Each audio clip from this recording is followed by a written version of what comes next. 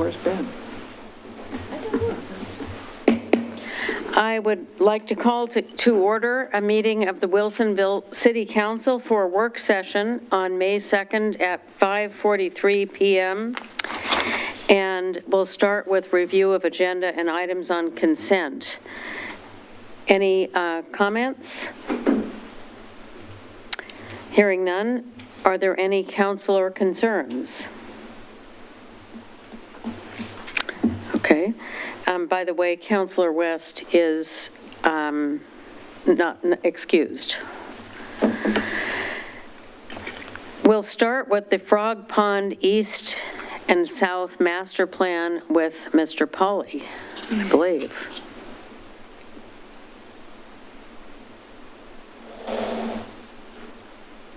Good.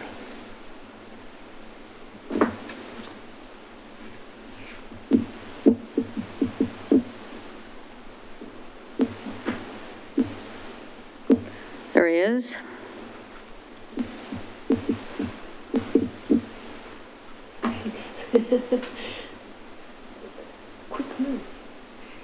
Good evening, Council Chambers. I'm reading the council. Again, Dan, for the record, Dan Pauly, Planning Manager.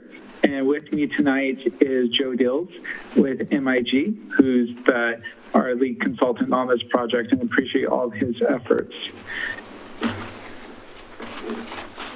Give me a moment to share my screen. And we're here for another work session on the Frog Pond East and South Master Plan.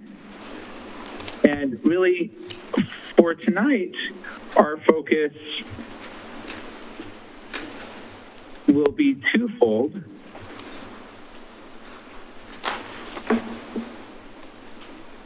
First of all, I'm going to talk through what we're calling design concepts, or kind of the base assumptions that are going into as we start to design different options or alternatives. And the second one is to follow up on a brief discussion we had the last work session with council regarding the neighborhood commercial center and what we've learned as we've done further analysis on that.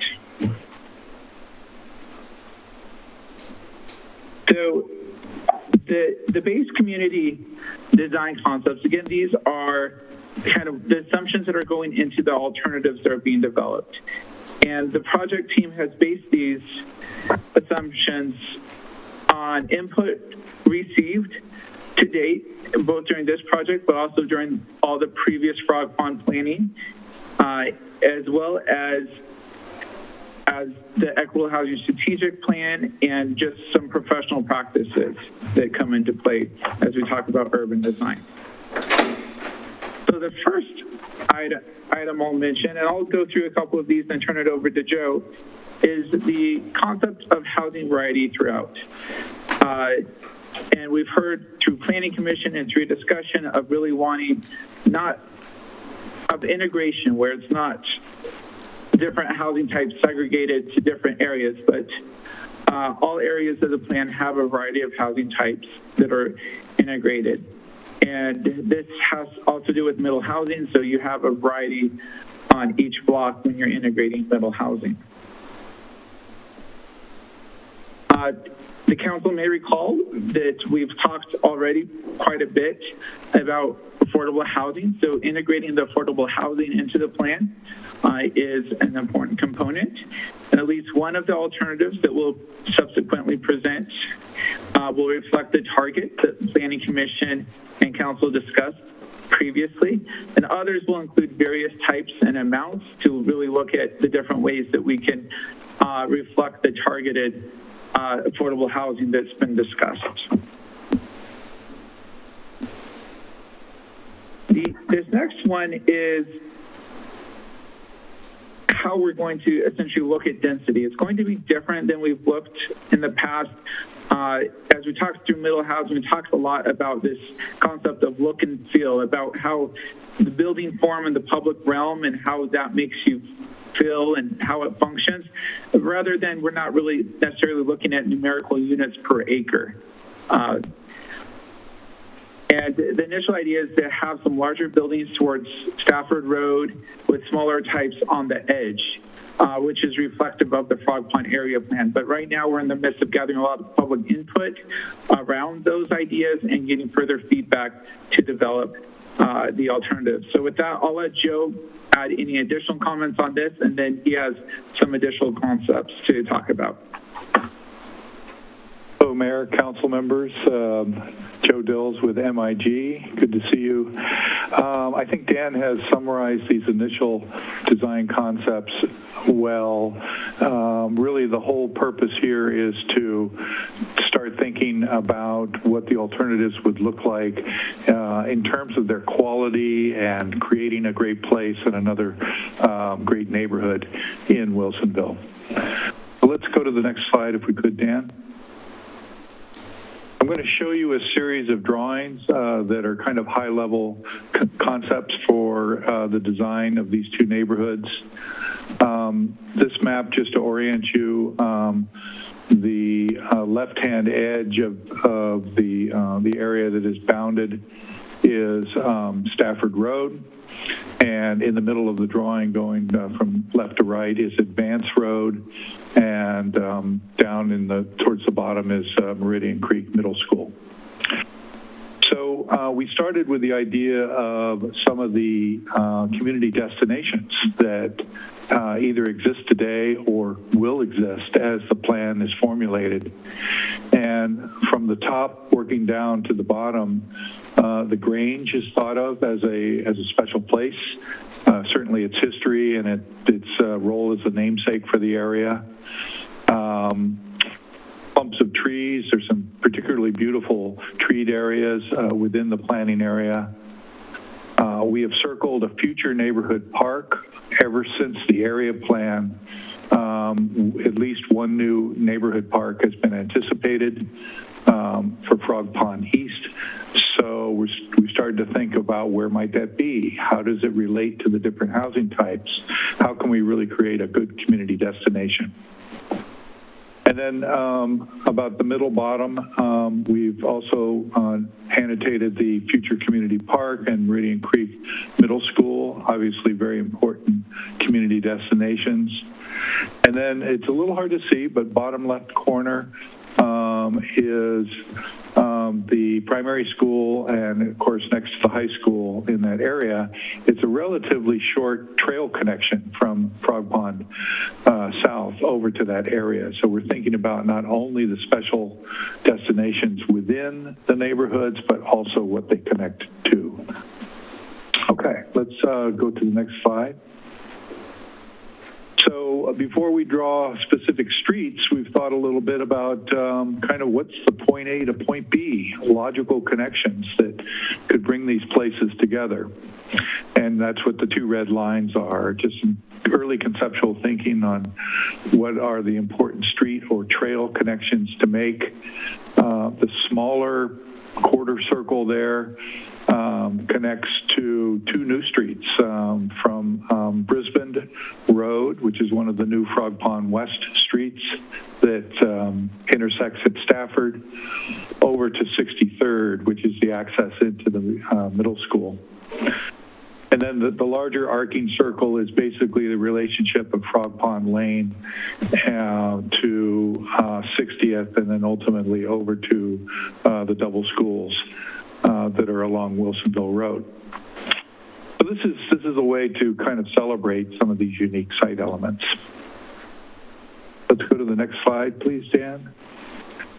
So using those ideas for how we might create good community destinations, here's a couple of early layouts of how streets might go. This will evolve over time, but the idea here is for the connecting of community destinations and making this really a very walkable kind of new set of neighborhoods. And of course, we can't forget all of the very practical applications that fall out of these concepts, like safe routes to school. So we're thinking about how kids will walk to school. We're thinking about emergency service provision and all of the different roles that the public streets serve. Next slide, please, Dan. The BPA easement is both a blessing and a challenge. I guess the upside is that it's quite a large open space. So it's one of those qualities in Frog Pond area that if you're living in a future home in this area, the easement is really no more than a couple of blocks away from your house, where there's some open space and views of the area. Of course, the challenge part is the power lines themselves. So as we go into the outreach period with the community over the next month, we're asking for people's ideas about what uses are appropriate there, what concerns might they have, and trying to have that be a very kind of open part of the dialogue. Next slide, please. The Grange itself, of course, is important. A couple of issues that we've already started to think about. The area plan identified this as for future community use. So if the theater group were occupying that space and operating there, I think people would be very happy about that in the years to come. And what new ideas might we think about that maintain it as basically a community asset? So trailheads and environmental information and so on has already been mentioned in our discussions to date. We have a little bit of engineering to do because the improvements to Stafford Road, you probably know that building is fairly close to Stafford. So we're going to be looking at that, whether it needs to be adjusted a little bit on the site or what options we have to do both the road and this important community civic use. And I don't know if do we have another slide? Yes. So the idea of sub-districts, you'll be hearing us talk about this as we... Could we ask a question? Could we ask a question before we move on? Oh, okay, yes. I just wanted to ask, part of the reason that we're going out of our way to save the Grange building is because it's a historic structure, right? Have we assessed the other structures in this planning area? Because I think it's something we neglected to do on the other side of Stafford and really neglected to do in Villebois, but there wasn't much to save except the house that we moved, my family moved, that turned out to be a Chalupsky house. So what about, because I see one of them's going right through the Cruz house. One of those road plans is going, that we saw, that passed by already. So have we, and I don't know who built the Cruz house or what its age is, but I know it's a historic structure, and I think there are a couple of others, certainly north of Advance. I think there are others on the south side of Advance. Have we done a architectural historical survey about historic structures other than the Grange? It's a good question, and it's work in progress. We have not completed that work, but it's important to learn more than we did before. And at this point, there isn't any specificity to the plans of roads going through individual structures. So the lines are all conceptual at this point. But you see what I mean? We're already early on accommodating for the Grange, because we know that we want to save the Grange. So it seems like we need to early on assess, are there any other structures that we need to accommodate so that they are not left with the road going, with the house kittywampus on its existing lot so that it's really unusable, and the easiest thing is to just take it down and start all over, which would be true of the Grange also. but we've inserted our community value into saving the Grange. So if we have not assessed the other structures, I think it's really hard to decide all of these other things without any of that piece of value inserted in there. But I mean, all these others are good values also, but you see my concern here with that the Grange is in a whole different category than other architectural structures. So, Councillor Lehan, is the question or the point you're bringing up that we would like to have that information before making further decisions about road placement? Well, yeah, certainly before we make them unsalvageable by a decision, some other decision. And that would be true about the trees, and I see I don't know where we are with that, but you know, much of Villebois was laid out, the roads were laid out to take advantage of the existing trees and save as many as was practicable, you know, using the old roads that were there for Damish that had street trees on them. And so we made the roads in Villebois match up to those and use that general layout. So I presume that will happen here with regards to significant trees that we'll do our best to save, understanding you can't save them all, and that's true for houses also. But but I just am not familiar enough, especially south of Advance. I know there are some other historic structures down there, though, as there are on the other side of Stafford. Yeah, and we've noted that, and I will say on the trees particularly, we've already finished an arborist report that we have to recognize the different trees and potential value, as well as we'll look at historic structures as well. So, yeah, as a city, I think we've done a much better job historically. I fault myself as much as anyone. We've done a much better job on our tree preservation than we have on our architecture. I mean, just drive around. Okay, so we will hear back on that at maybe our next work session. I know this has been brought up before, and I did have a question when you mentioned the Grange and its current proximity to the road. Is it just too early to know what the options might be there, whether it's moving the road or moving the Grange, or one of each?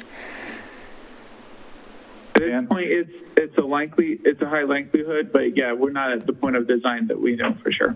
Okay. Does the Grange have a basement?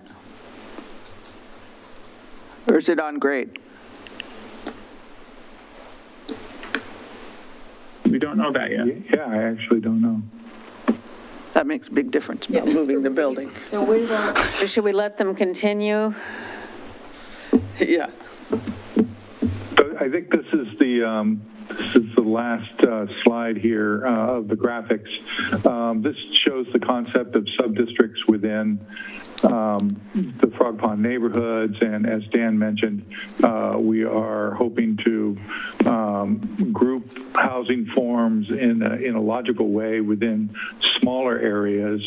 Just as one comparable, one of the things that makes Villebois a walkable community and so attractive is its attention to smaller groups within the entire community where buildings have been very artfully placed. So we're hoping to take a similar approach for the Frog Pond neighborhoods. I have a question about, it's probably too early in the process, about the different housing types. Mm-hmm. And that is, are they considering one story, even if it is in a multifamily building, where you could have your whole residence on one floor, one floor, I should say, one floor residence? And also, have they, where will those kinds of discussions come in? Well, there's two parts of that. I think we're looking at flexibility and making sure that we're not putting barriers to that at this point. And because there'll be decisions made over time, even after we do our housing productions strategy over the next couple of years of what we want to do. But certainly that is mindful. Accessibility is part of what we're looking at as we look at product mix and making sure that we're providing an avenue for that type of product to be built. But in the end, the discussion which will be coming in coming months is what tools we use to encourage or require the mix, rather than just allowing the mix. To what extent do we require the mix? Okay. Along that line. So those could come in. Those could come in the form of some of the edge areas, maybe where it's primarily 1- and 2-story buildings, and you could have an ADU or other structure or cottage that is single story, but also that could come in the kind of higher, larger building areas in terms of stacked flats, similar to what's found in the for sale stacked flats in the center of Bilbao. Along that line, in terms of the structure types, I was a little bit confused when you said in an earlier slide that the plan was for larger structures along Stafford and smaller on the rural edge, which sounds backwards of what was done in Villebois. But when you say larger, are you meaning like multifamily larger? Apartment kind of things, or are we talking larger houses? We're talking larger structures. So we're talking townhouses, for example, apartment condo. So that coloring that you see on the area plan, which again, we're getting further feedback on that at this point, is I would say similar to the Villebois Village Center outside the very core. So where you have the mix of townhouses and apartment buildings, essentially, along with some closely spaced, taller single-family homes. Okay, well, that makes sense, because at Villebois, remember, they very specifically put the larger single-family houses out at the edge. Very deliberately. Correct. And so the larger areas, so you'd have a medium density that we'll describe, which are smaller lots per building and smaller facades of buildings. But then when you get out to the edge, you have larger buildings than those mediums, but they're further apart. Yeah. Some of those are large single family, some of those may be duplexes or triplexes. Yeah. Okay, well, it was just confusing when you said larger by Stafford and smaller out at the fringe, because, but if we're talking about lots or building size. So with this part of the discussion, if you've shown us all your slides, we've kind of interjected some questions.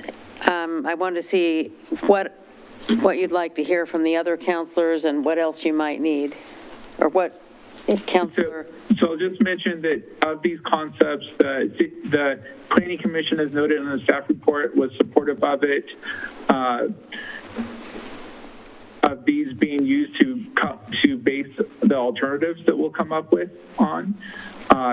So just want to confirm that with council. And then the other part is, there other considerations that we should, such as the historic that Councilor Lehan mentioned, that either in the design concept or in determining the eventual boundaries of sub-districts.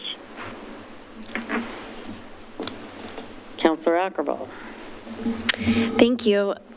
I just wanted to make a comment about the concept, I guess, of the sub-districts that you're asking about and requesting feedback on. You made the comparison to the Villebois neighborhood, and as I live in that neighborhood myself, I definitely am familiar with the feel of those sub-districts. I think a lot of families that live within Villebois, describe to other Villebois families or people, oh, I'm by the, XYZ park or some, it's all kind of in reference to that landmark or something that's within your sub-district. And there's some sense of belonging or ownership or association, close association with that landmark. I think it's a creative way to define space and to kind of create that sense of belonging too, to have those public spaces that people can interact in that define sub-districts. So I see that as potentially being a really positive thing for this design, because it encourages community to have those public spaces. In some of the description, it was, I think in our packet, I think it referred to that maybe that sub-district would be gathered around things such as a tree that we're preserving or a bench, and that seems to me much smaller scale and perhaps not as encouraging of this public interaction. So I guess I was kind of trying to visualize how that might be and how that would feel and how it might differ to what we see happening in Villebois and what we've seen quite successfully produce a social community that looks out for each other and has that engagement. I also have noticed one thing that I believe is successful in the Villebois neighborhood is having a larger park space, which I do see on, the slides and the map that's in front of us. That future community park space is kind of defined in the map. But in the Villebois neighborhood, of course, there is a larger park space that is large enough to do things like the 4th of July parade that's become a tradition, or the monster parade at Halloween, or some of these community events that end up being important to the identity of an area. And you can only do those larger community events when you have a place that's big enough for everyone to show up and, kind of use the area. So I want to make sure that that's something that is when we design that future community park, that we design it also thinking about how will this outdoor space be able to host large community gatherings. So I do like that, and just kind of wanted to share that feedback with what we have seen as being successful in other areas within Villebois, and hope that we can have a community that has that sort of engagement and interaction with each other again. Thank you. Thank you. Yeah? Okay. Thank you for the presentation. I think in terms of the design concepts, and I'm kind of I'm looking at the summary for the most part. I think all of these sound good to me. I'm still a little bit questioning the definitions that Councillor Lehan brought up, because I think it specifically talks about transitioning from higher densities near the to Stafford Road and the neighborhood commercial to lower densities to the east and south. And so I'm not really, that density is, it appears to be more rather than size. Yeah, it was that, it just confused me when it said that, on the slide, it said larger and smaller. And Yeah. instead of density, higher and lower density. Okay, all right, so I think I That's have. why I was clarifying. So one of the And concepts, certainly, we'll have more language in future presentations get into that. We have a full typologies spelled out that, I mean, I can email you, I had it, right away, but we're using in our surveys and stuff. But for this presentation, I didn't use the time to go into that in great detail, but we're being thoughtful about defining what that means in terms of that look and the look and feel of those different density types or kind of urban design types. and then I think as I was listening to Council President Ackerval and talking about clustering around in these sub-districts, there was one of the design concepts talked about clustering them around some kind of a landmark, of some kind. But I was a little bit concerned about the section where it talks about active parks, because it looked like there was park space in Frog Pond East, but only conceptually land at this point identified in Frog Pond South. Am I reading that correctly? So we just have not gotten to that point of specificity in the design. In terms of where the park is? That there will be a park in Frog Pond South, a larger park. Yeah, I mean, there is one designated there. Yeah, I'm happy to answer that quickly. So where it says future community park on this slide, that is land that's currently owned by the city. Yeah. And is slated to be developed as a park. So no question there. That land set aside will be a park. In Frog Pond East, we also plan a neighborhood park that'd probably be more like the Commons or something that Councilor Ackerval was referring to. There's been discussion about actually integrating that with a Main Street commercial concept that I'll talk about here in just a moment. So, you have a Main Street and kind of community gathering space all in one there. But that exact location, land hasn't been acquired for that park in East, and so we'd we'll work through the planning process of identifying more the nature, size, and location of that park. Yeah, I like the idea of the sub-districts. I like the idea of having mixed, the variety of housing within each of those areas. I think those are good concepts. I think the connectivity is an important piece of it, and some continuity and flow between the different sub-districts, so it doesn't look like there's one and here's one that's very different, and so it looks, so it has that community appeal.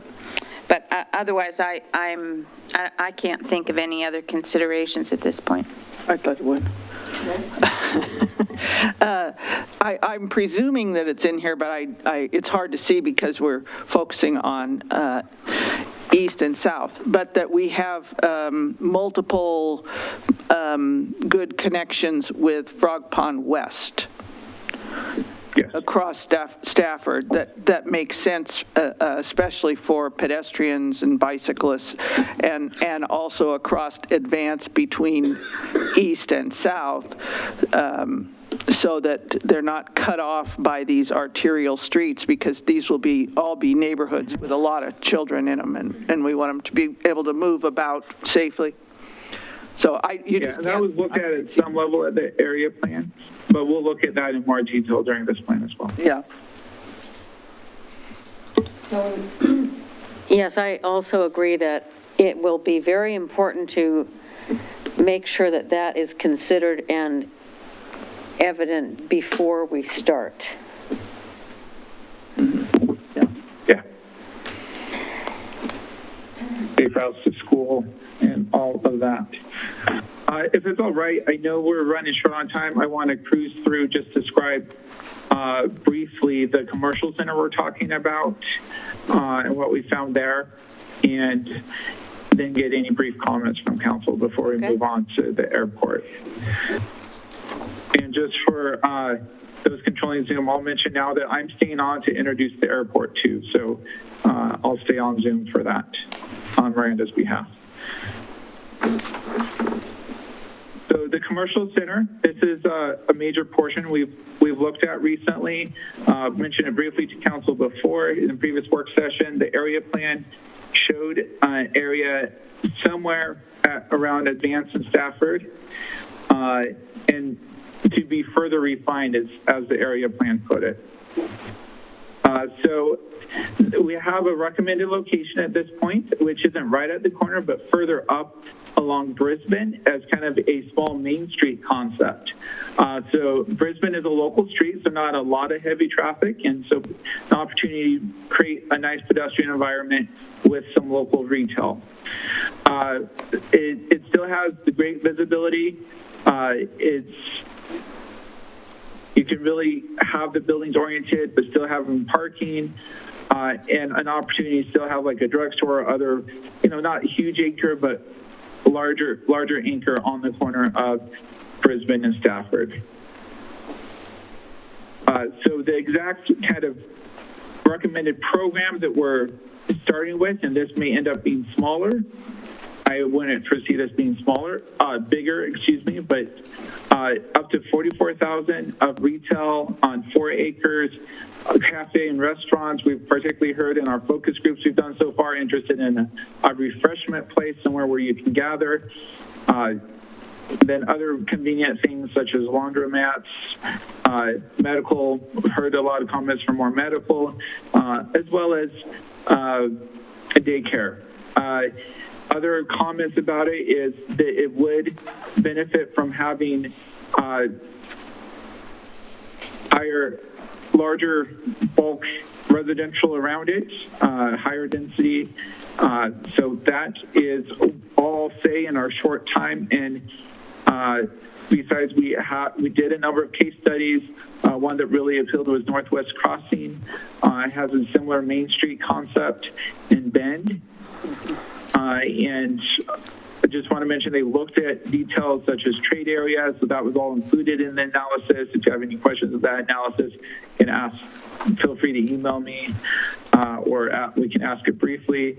We looked really at kind of all the current dynamics of retail, how that is changing, what demographics, and really what the future of retail may look like. And so based on what you read in your packet and what we very briefly described here, Planning Commission felt good about this location and wanted to see what additional feedback City Council may have about this idea of the small kind of Main Street retail on Brisbane. Any comments?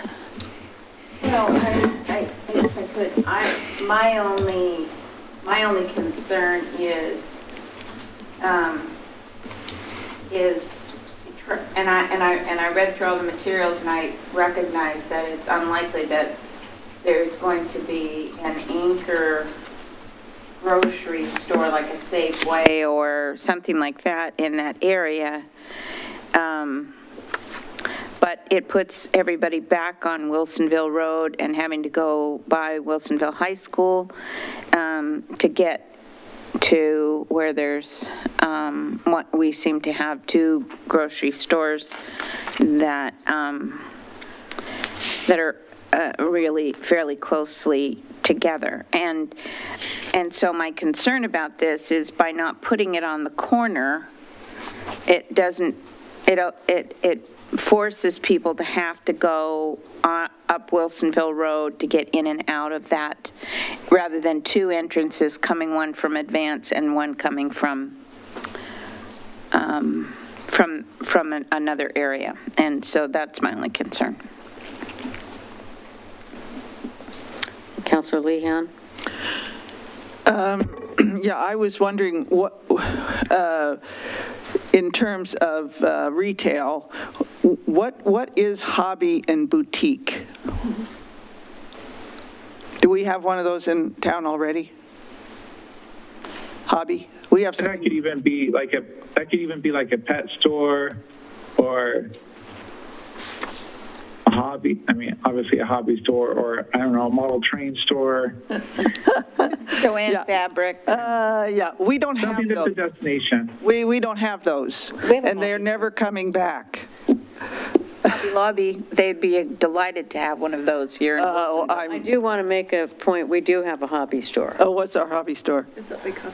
It's up by the, Oh, yeah, there's one up in Argyle that is by Argyle, kind and of it's a hobby packed store. full of all kinds of hobbies and Stuff. incredibly, many, And many, there's still like some trading card stores, small trading card stores around the region and things like that as well. Trading cards? Sports.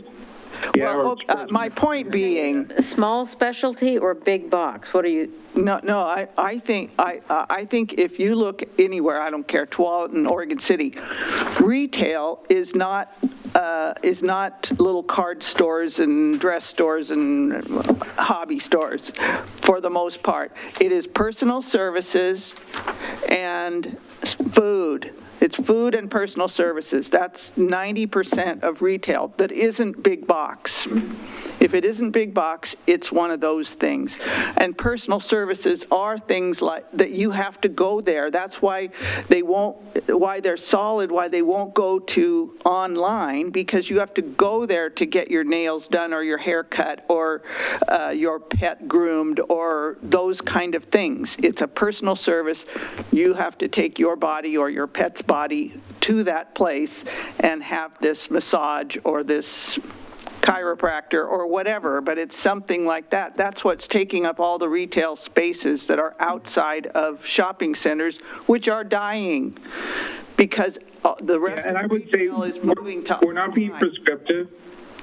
No, I realize what that. kind of retail's going. I'm just saying So- that I think we have to be realistic. The food things like that new bakery in Charbonneau, like any of the coffee shops, coffee stores, and so those kinds of, you can do food in a small scale, and people go there to get the food. Pizza stores, whatever, but I would just be realistic about it, about how we describe it, because the chances of having a boutique store, I think, is, really slim. They're all Right. disappearing. I wouldn't describe them that way, that's all. so how will we, Okay. are you considering, I guess what I'm hearing is this maybe looks like a catalog of choices of stores that do exist in the world, but I think I'm hearing, and I Not agree with all of them are likely, yeah. that we want to narrow it to those that have the best chance in this kind of environment. Right. Yeah, I think it's why you important have that a we retail design it so it consultant. can. When we brought Bob Gibbs here, you go, which was 20 years ago, and probably all his advice is out of date now, too. But wasn't that his name, or am I getting it wrong? No, I think that Bob was someone. him. Gibbs. Yeah, it's popular. Yeah, Bob Gibbs, Yeah. you're correct. Yeah, but anyway, you need a retail consultant to tell you these things, what's realistic or what's not, because he was the one who, from the get-go, pointed out the original mistakes at Town Center that made it struggle so long. So, Yeah, so I mean, retail is a thing, And fresh and food city and- councils and planning staff are not necessarily retail experts, is the point I'm making. Yeah, and we've had market analysis by retail experts done here, and that's frankly why we're looking at making it as small as it is. Yeah. And not putting a grocery store, because the grocery store is not going to be feasible here. Right. I'd like to But a call coffee on shop or a bakery might. Councilor Linville. Well, I just want to, again, make a request for analysis, at least to look at something where there's entrance on, in the documents, it's very specific that in order for whatever retail to be successful, it takes visibility. and a very small little spot with 2-3 shops off of the side street is, I think, not going to get the visibility that comes with something that's coming off of Stafford or off Advance Road. And the other thing is the connectivity between where that commercial center is and the south. It looks like, you know, it would be difficult for them. They'd have to go out across Advance and then up Wilsonville Road to get to it. I mean, I'm thinking of children walking as well, because the back sides of the buildings are, you know, unless they're really planned, are not going to be walk through. So I'd like that to be at least And evaluated. I would look at other retail places that we like or we don't like Willamette. It usually gets high marks. Yeah. Willamette in Westland. So those case studies are included Okay. Yeah. in the analysis. But I would say about this commercial district, it has way more potential for success than Charbonneau or Villebois, because it has Stafford, because it have has traffic. traffic. It So has with our- outside traffic, not just the local neighbors. We are running short on time, and so I wanted to ask if there are a couple of more very pointed comments, and then we'll move to our airport good neighbor policies and the Willamette River treatment plant pricing discussion. Any more advisories? No? Okay, sounds great. So we will, thank you very much. Did we get to all of your points? Yes, thank you. And again, for those controlling the Zoom, please leave me in as I'll introduce the airport as well. Okay, we'll stay with. Thank you, Council. Mr. Pauly. Thank you, Mr. Dills, and we'll go to the airport.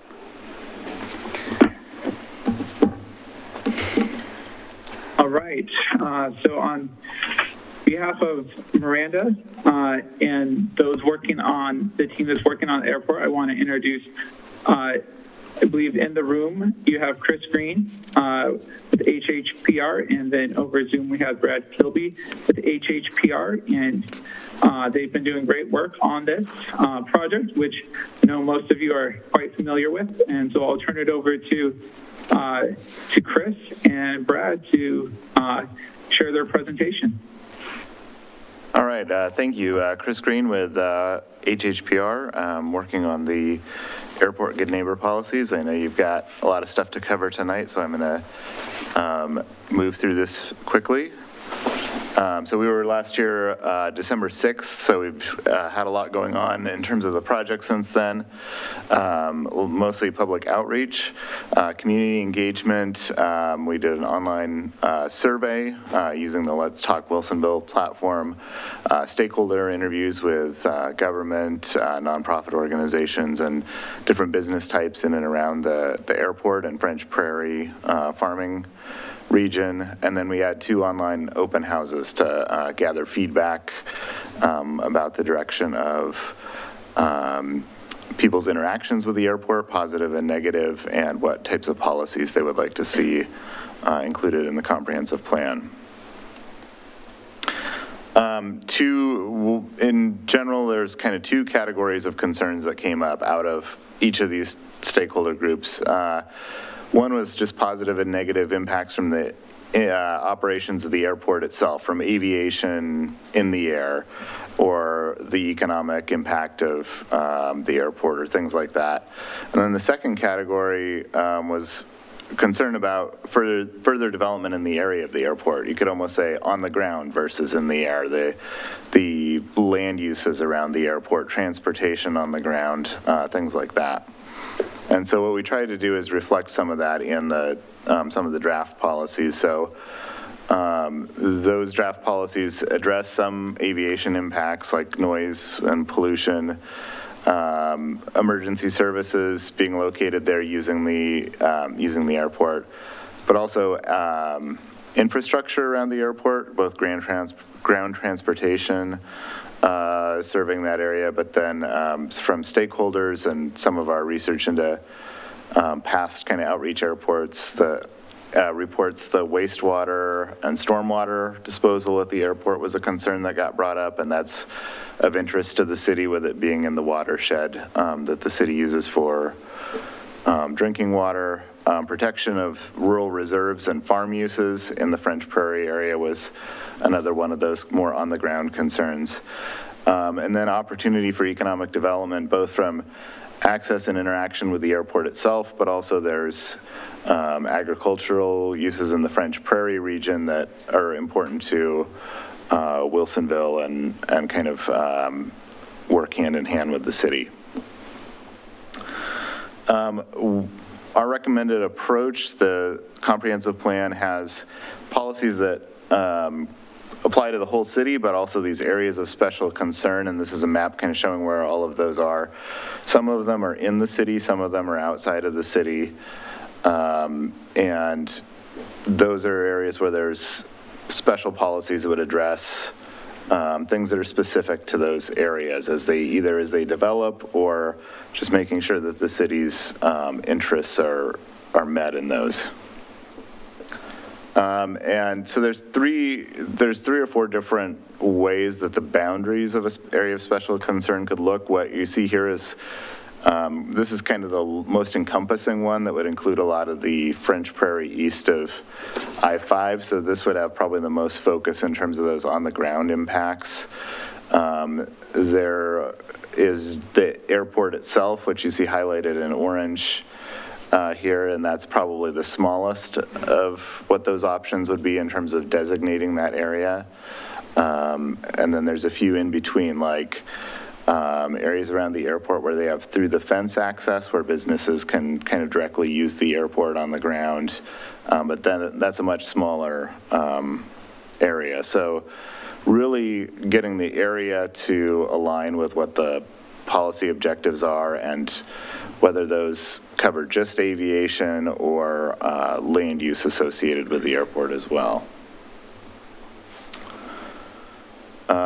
So yes, these are some of these categories that came up. The area of special concern also has objectives, so they're similar to comprehensive plan policies.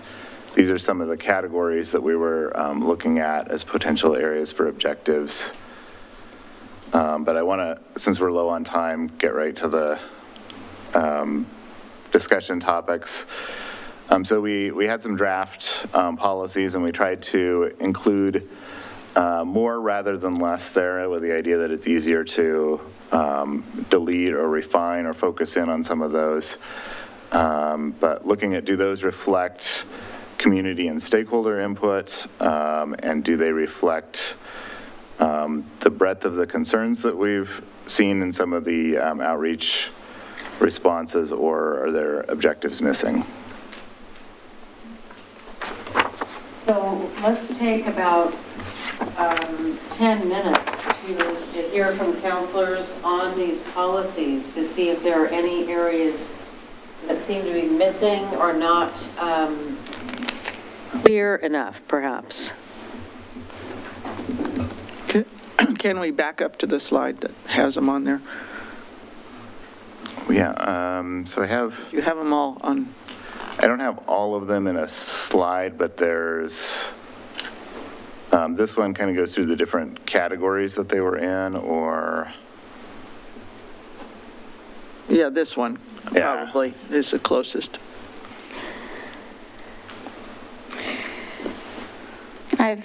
Go ahead. Oh, okay. I didn't put my light on. I'm sorry. I didn't do that. One of the things that I mean, I think they reflect the public comments. I think in terms of putting in our comprehensive plan, the concept of an area O, I find a little bit of difficulty with, because it's beyond where, it's so far beyond. It limits the Wilsonville city outside of Charbonneau being, and I think there are impacts to the city of Wilsonville by the airport that are that are further north than Charbonneau. I mean, and even the comments, people who live by the library, and I've heard from citizens in Meadows, and we have heard from citizens in Villebois. So I think there's that area needs to encompass the city as well as, it seems to be all way south and around circling the airport. I think the idea of somehow tying, rather than an area O, to what the FAA indicates as an impact area, and tying that concept together, because clearly that was a gerrymandered line that was put right at the county line.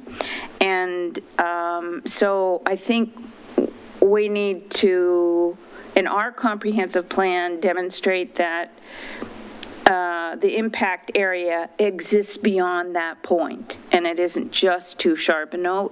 I think it's actually, and I may be very wrong, but the definitions we'd have to get from the FAA documentation, but I believe it's 30 miles circumference or something.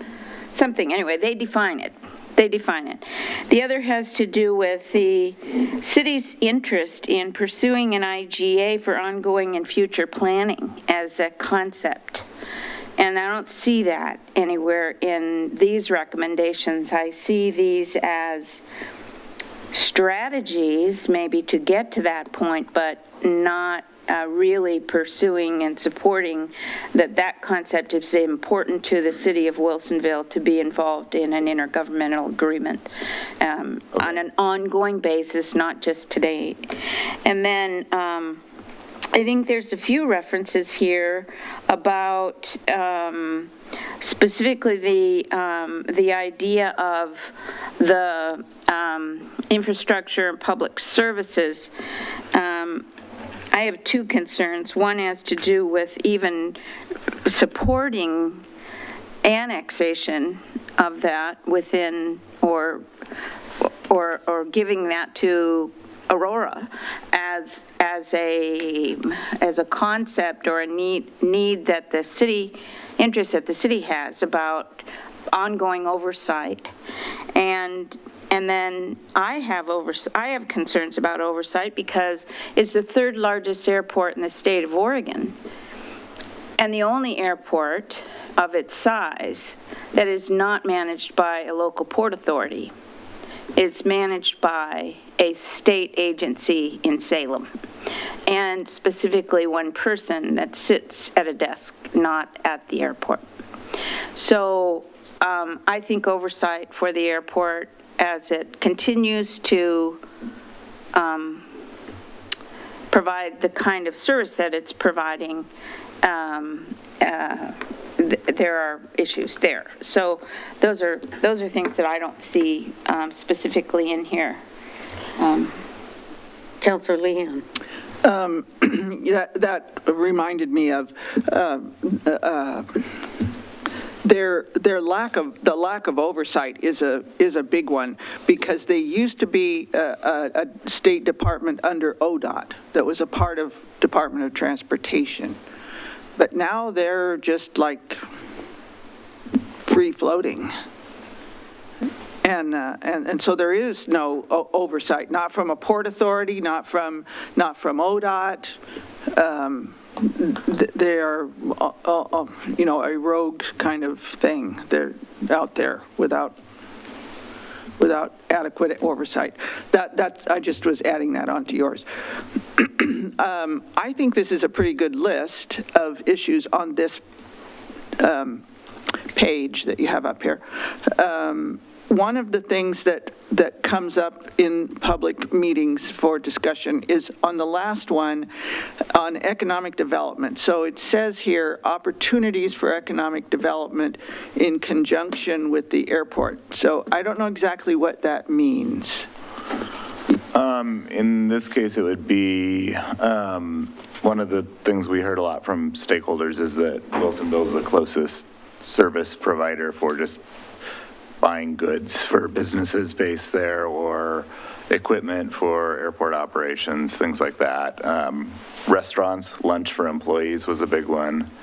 The employees there go to Wilsonville for lunch? Yeah, right. They make that argument from both sides, because the other one is, of course, if we're talking about local traffic back and forth across the Boone Bridge for lunch, this is something that that bridge cannot support. I mean, that's, you can't do economic development on the south side that's going to create lunch traffic in the thousands going back and forth across the bridge from one exit to the next. So that's an issue. But the other economic development issue that isn't here is what its impact is on our economic development. So we're trying to do economic development at Basalt Creek and Coffee Creek. All of those are will be inside the city. They have to pay for appropriate municipal infrastructure, sewer, water, stormwater, et cetera, and they pay SDCs. Those businesses that they want to develop through the fence on ag land around the airport don't pay any of that. So that makes an uneven playing field in terms of our businesses or our economic industrial complexes competing with those which pay nothing. They're not paying a transportation SDC to fix those roads that get them to the Boone Bridge, upgrading those rural farm to market roads into a municipal road, the things that you expect of every other developer to pay into the kitty before they develop these urban things. The plans there are for significant industrial development with none of that, and that's unfair to our people who are, whether they're landowners or businesses in the city of Wilsonville, trying to market their things, and likewise to Canby's industrial area or Aurora's. I don't know if they have one. If I could add, maybe some way we could reflect that is looking at the objectives pages. You've got an objective that says support Aurora State Airport as under economic development as an air transportation resource for Wilsonville-based firms by providing direct, efficient access across Area O between Wilsonville and the airport. What's missing from that is that something that protects the transportation needs of the city and the other businesses that are already existing here. Because that is not a city, and this city, you know, we need to also advocate for and protect effective, efficient transportation resources. I also noticed on the environmental objectives, while one of the objectives says we will advocate for connection of the Aurora State Airport to municipal services, that is in one of the objectives for public water, sewer, and stormwater. I want to make sure that our policies are strong enough to also, it does say it here, but protect the, it says protect rural reserves and exclusive farm use. Where are we saying that we're going to protect fresh water? And we're going to protect fresh air, because there are significant environmental impacts from the stormwater runoff coming out of that airport into the drainage ditches, and then going, and this is all in the record, and going into the nearby streams and rivers. And if that is to be found to be extremely important to be extended by another 1,000 feet so that we can have many more larger, heavier jets, we're going to have greater impact from all of that activity, and it is going to do what it's doing now, flow off that big piece of land into the ditches and into the streams and rivers, which is part of what is used to irrigate our farms and provide resources for wildlife, fishing, and there's a lot in the record on that. So I would like to see some policies that are more direct in mitigating the negative impacts And so that when somebody is thinking of moving here, they will see that there's a mechanism to address these things. And I do think it is, it is in terms of the economic factors of the airport, it is a significant enterprise today. It's one of the third largest airports in the state. We recognize that. We want to keep it functional and make it even more functional.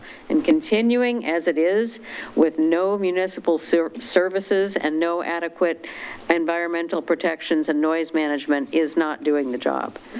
So do we have any other comments for this section before we go on to our... You forgot groundwater, but that's okay. Groundwater. Could you please comment on groundwater? Well, no, you were just saying about everything that runs off into the streams also. Into the groundwater, Also yes. percolates into the groundwater. And we're running, we still maintain a well in Charbonneau and that's in that aquifer. And how we ensure these, how we support it, how we protect it, I think needs to be spelled out so that it's not a vague, just a vague statement. Okay. Thank you. Yeah, thank you. Thank you very much. So that brings us to our last item for the work session, which is guaranteed maximum price for Willamette River Water Treatment Plant expansion.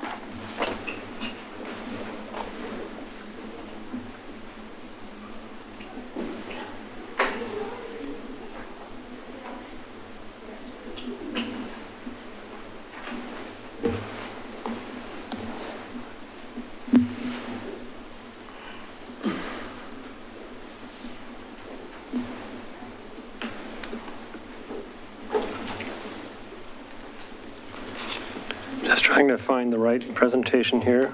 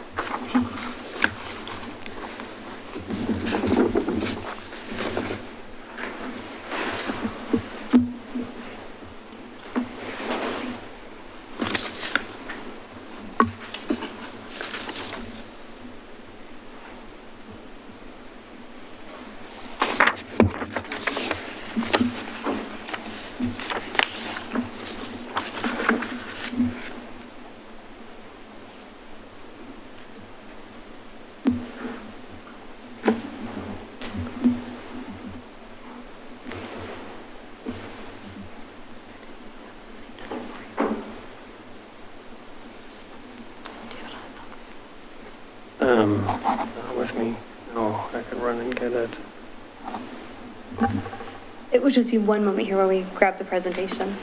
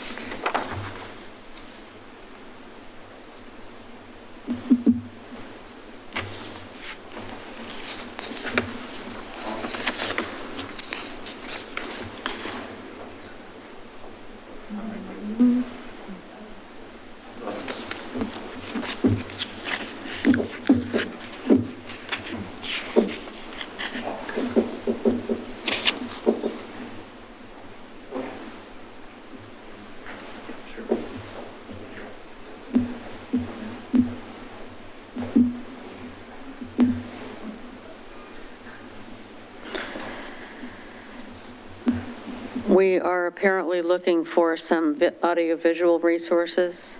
I don't know. The presentation does not get loaded on the laptop.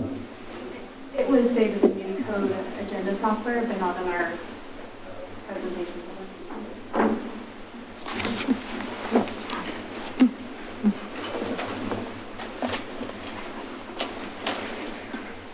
I found it at the same time. It's my bad because it was in Unicode. It's hard to not treat this like a formal meeting, Guaranteed. but it's really a work session.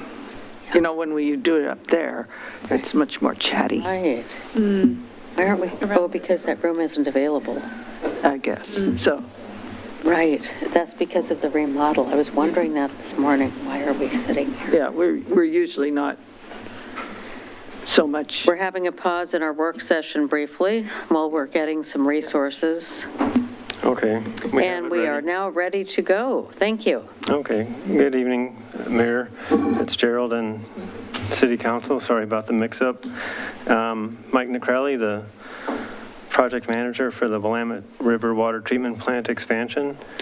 I'm just here to give you an overview of the main project elements and recommend the approval of the guaranteed maximum price contract amendment for the project.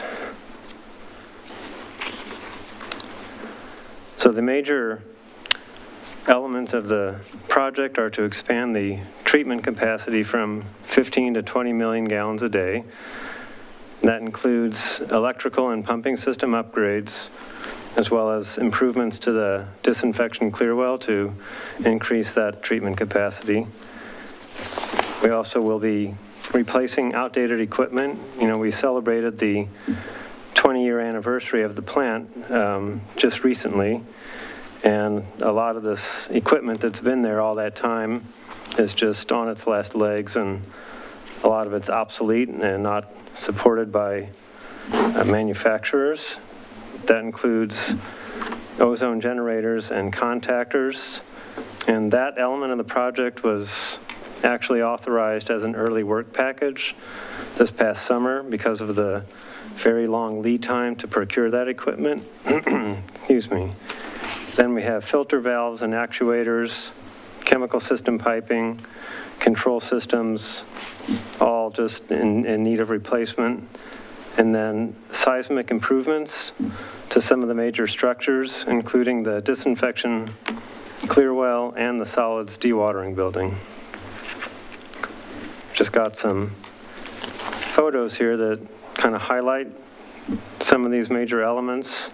There's the aerial view of the plant that just shows where these processes are located. Pictures of old ozone generators that will be replaced. Some of the finished water and raw water pumps that are going to be upsized. The solids dewatering building, which is seismically unsafe and presents a safety hazard.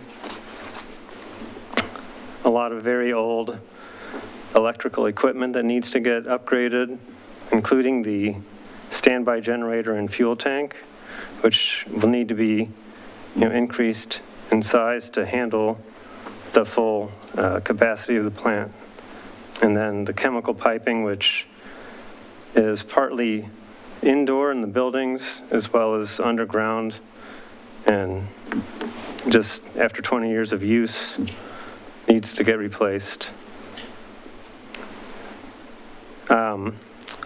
Because of construction price escalation, we've had to value engineer some smaller elements out of the project, and our constraint here was mainly to stay within the budget limit of the IGA we have with the city of Sherwood, while still, achieving the priority goals of the project, which is treatment capacity expansion, seismic resilience, and then the smaller elements that we're postponing include wash water pumps and seismic bracing of piping and conduits, which of those can be easily accomplished independent of this larger project. So as we move forward, we'll continue collaborating with the City of Sherwood, and as they are a partner in the construction cost, and coordinating with the Willamette Water Supply Program, excuse me, and the construction that is ongoing with that project. We anticipate completing our construction in 2024, and we ask that you, excuse me, approve the $25.3 million guaranteed maximum price. And if you have questions, those are the highlights of the project. Thank you. I'm going to start with Council President Ockervall, who has probably the most interaction with the water supply, to see if you have any comments or questions. Sounds like I take the longest showers in the group or something. Thank you for making it all work. Yeah. That's right. Okay, I did have a question earlier today, which I understand was transmitted to you and in response was received, but it might be interesting for the rest of council as well. And that was that I understand, as you've outlined, a few of the items needed to be trimmed from the scope at this point, or really just kind of deferred. Right. And so my question was, what's the schedule look for those deferred pieces, and how long might it be before that work is done? Maybe you just want to touch on that briefly for the rest of the council. We would still intend to complete those improvements within the next 3 to 5 years, and most likely the mechanism to do that would be the operations and maintenance contract we have with Veolia, for maintaining the treatment plant.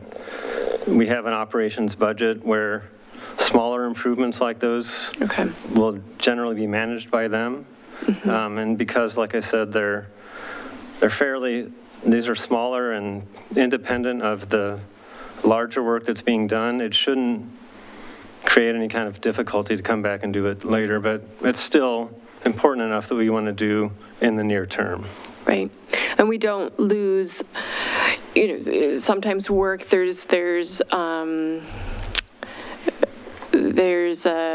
something to be gained by doing it concurrently with other things. But I understand then we're not losing a lot of benefit in that area by deferring these smaller aspects. Right. I mean, it's not work that's requires digging up the ground, right, or really interfering with the operation of the plant.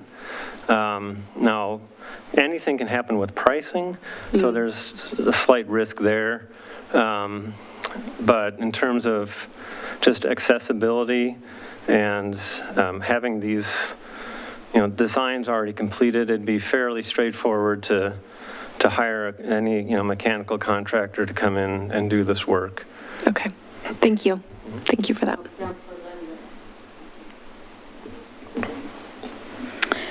You might have said that, but under this resolution, is it wash water pumps or wastewater pumps? Well, the wash water pumps, there's a wash water equalization basin. Okay. And that's just kind of where recycled water is stored and pumped out ultimately into the wastewater. Okay. But it's not it's not a treatment process per se, so that's why it wasn't as high priority, and was determined that it could be postponed without any major impacts.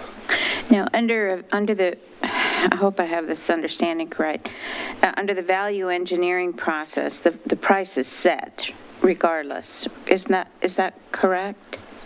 Right, because when the contractor came in with the price to do everything that was in the original scope, the number was beyond the budget. So it was, the value engineering is how do we get the best value for the money that's in our budget and still achieves the major goals of the project.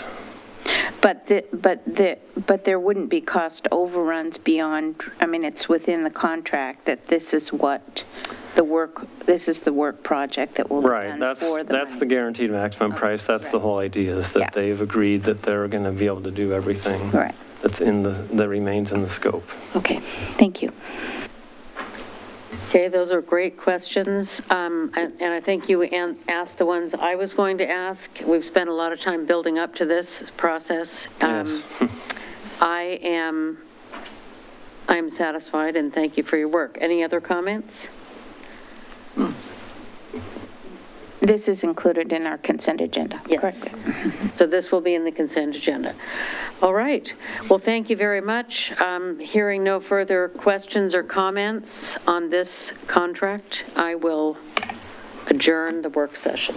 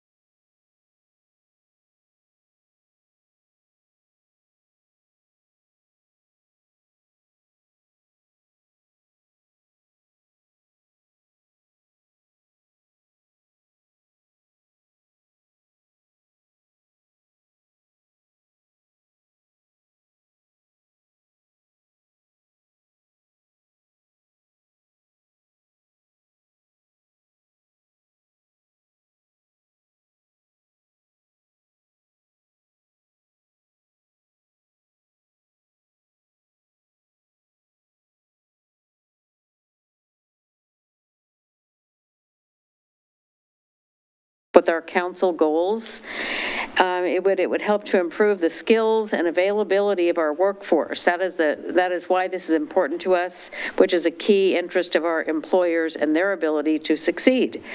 So the board of the Clackamas Workforce Partnership has invited Councillor Linville to participate on the board as an advisory ex officio member. And by virtue of my role as mayor, I would like to appoint Councillor Linville as the City Council's representative to the Clackamas Workforce Partnership Board. And although he's not with us here today, our Economic Development Manager, Matt Lorenzen, who also collaborates with this Clackamas Workforce Partnership on various issues, will be able to coordinate with Councillor Linville. I think that'll give us a really good window into that activity. So thank you for taking that on. We've also, I also wanted to report that we had the first meeting of the new Arts, Culture, and Heritage Commission, and we had that this last month in April. We all introduced ourselves. I'm the liaison to that committee, and heard different committee members' aspirations and took an assignment for the next meeting. All of them will be writing down some more detailed ideas. And we will feature, that'll be on May 18th, and we'll do an in-depth review of the strategy and begin prioritizing for action. I think this is a very good committee, and they're ready to go.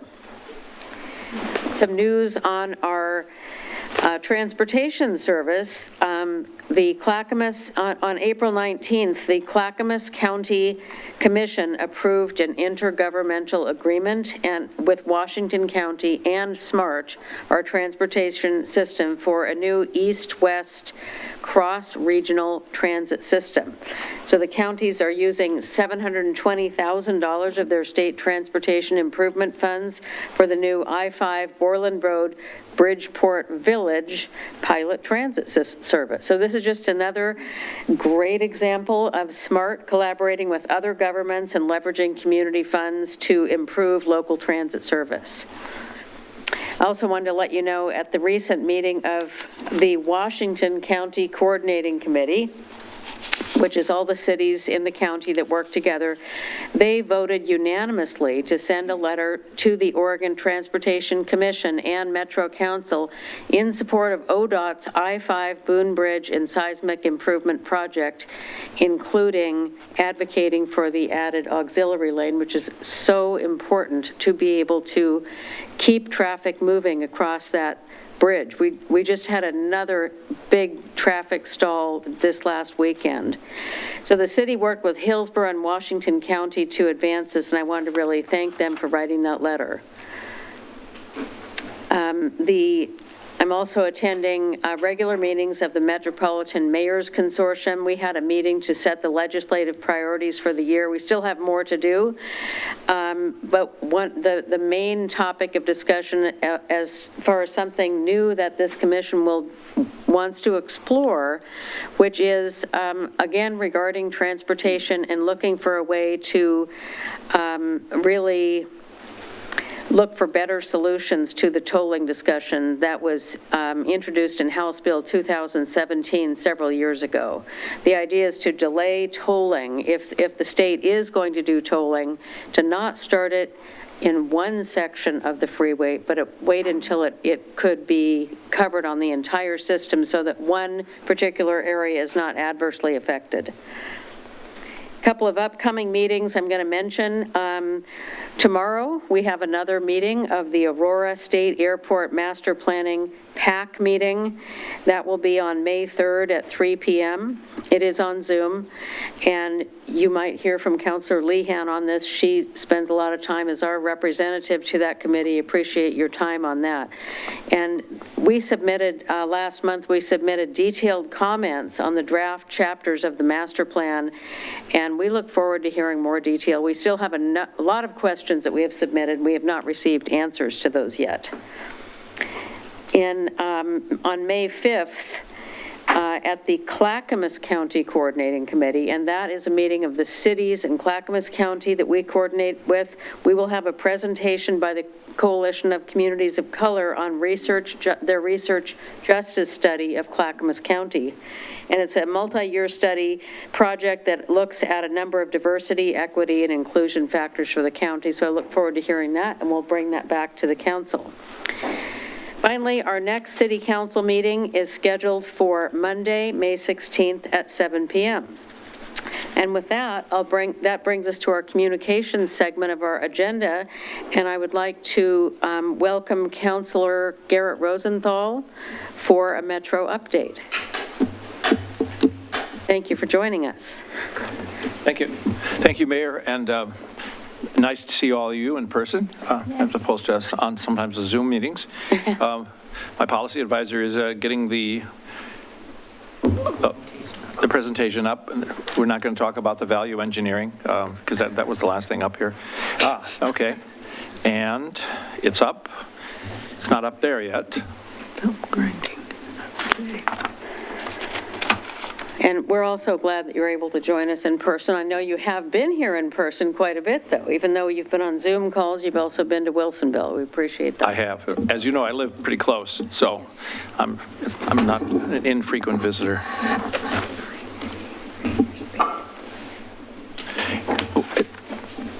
Now, which do I hit to move it upwards? Just, Okay. All right. Every machine works a little bit differently. Just I'll use the down arrow. Anyhow, I appreciate being here very much, and my goal is to come down and be with the city council and report on what Metro is doing as often as you want, but a couple times a year at least, because there's a lot of stuff going on, and this year there's going to be a lot of other stuff going on. And as I want to tell people, first of all, every community is different, and I'll learn more from your questions and criticisms than I will from making, presentations of stuff that's going on. So anytime you want to be, get into it, I'd be happy to do that. I don't have all the answers, but I'd be happy to find them. So at any rate, this is a regional action update. There's a lot going on. There's going to be a fair amount to cover. Let's make sure that I have this right. Our problems are real, and our progress is real. And I sort of want to stress that because, as you know, there's a lot of debate on all the candidates. As you know, if you're watching television, you see candidate ads all the time. And we understand that our problems are real. A lot of the problems are in Portland. Some of the problems are statewide. Housing, for example, is a problem statewide. There is a housing shortage at all levels in all the communities throughout the state. So there's a big issue. Obviously, Metro doesn't deal with all of the state, but we deal with the regional area, and so we are making progress. And so this is sort of an update. It's not as much progress as we would like right away, but we are making progress, and it's looking at least quite hopeful. So, at any rate, I'll try and cover some of that. The real progress is, and it's going up pretty much every day or every week. 456 people placed into supportive housing, 1,400 households receiving regional rental assistance. Remember, there were a lot of people, and in fact, I have some friends particularly who were in a housing that was going to go market, and they have to get vouchers to keep in the place that they were going to be. So we're doing that, plus we have some new regionally funded shelter beds, 700, and I think the goal is to have about 1,900 by the end of the year, so that we'll have shelter beds. There were not, for example, permanent shelter beds in Washington County, and very few. There were some in Clackamas County, but that has now improved, and I think we had sufficient shelter beds during the spring snowstorm that we had, which a lot of shelter beds were open. That hit people. Some of them didn't open simply because the weather forecasts were, shall we say, not quite predictive enough. They didn't come out soon enough. So we are making some services on the regional homeless services, and that's part of, as I'm sure you know, there's two parts to that. First is the housing bond, $625 million housing bond that was in 2018. That's building units throughout the area, every city, and it has the opportunity to start processes like this. They're complicated. We have 3, 4, 5 of them that are already built with a lot of units, and we're on the goal to have something on the order of 6,000 units before it's all done. We're ahead of schedule. In other words, they're costing a little bit less, and we're getting better bonding and more contributions. So, but that's a process. That's a work in process. The next one is, and this is a case study. This is a gentleman, and I always forget his name. Lonnie.